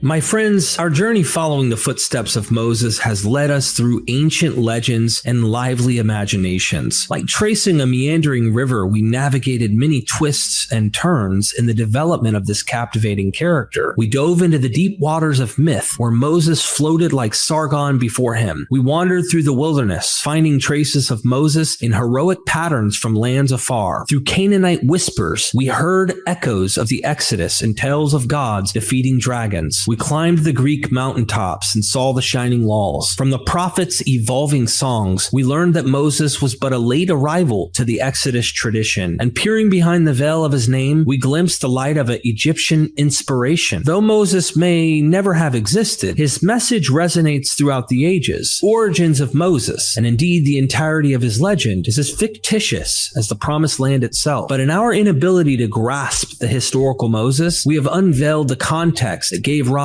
to his myth. So as Moses gazed upon a land he could never enter, we too must look to the horizon beyond historicity. Our journey now is guided by the hands of critical thinking, leading us away from dogma and towards brilliant insight. By uncovering the legendary layers, we uncover new possibilities for what the timeless tale of Exodus represents. What matters is not the veracity of the myth, but the victory over our narrow bonds to literalism. The Promised Land awaits, but it cannot be defined by dogmas and boundaries. Now it is for us us to finish what the myth started, to bring radical freedom and unprecedented questions, to challenge comforting assumptions. Now it is for us to sing the song of open minds. Let my people think. Please be sure to subscribe to our channel. Help support us by joining our Patreon, YouTube memberships. Also, be sure to check out the links in the description because this documentary was co-produced with Dr. Aaron Adair and Jonathan M.S. Pierce. We hope you enjoyed. Help support us to keep doing what we're doing. Subscribe to our channels, follow us, and never forget,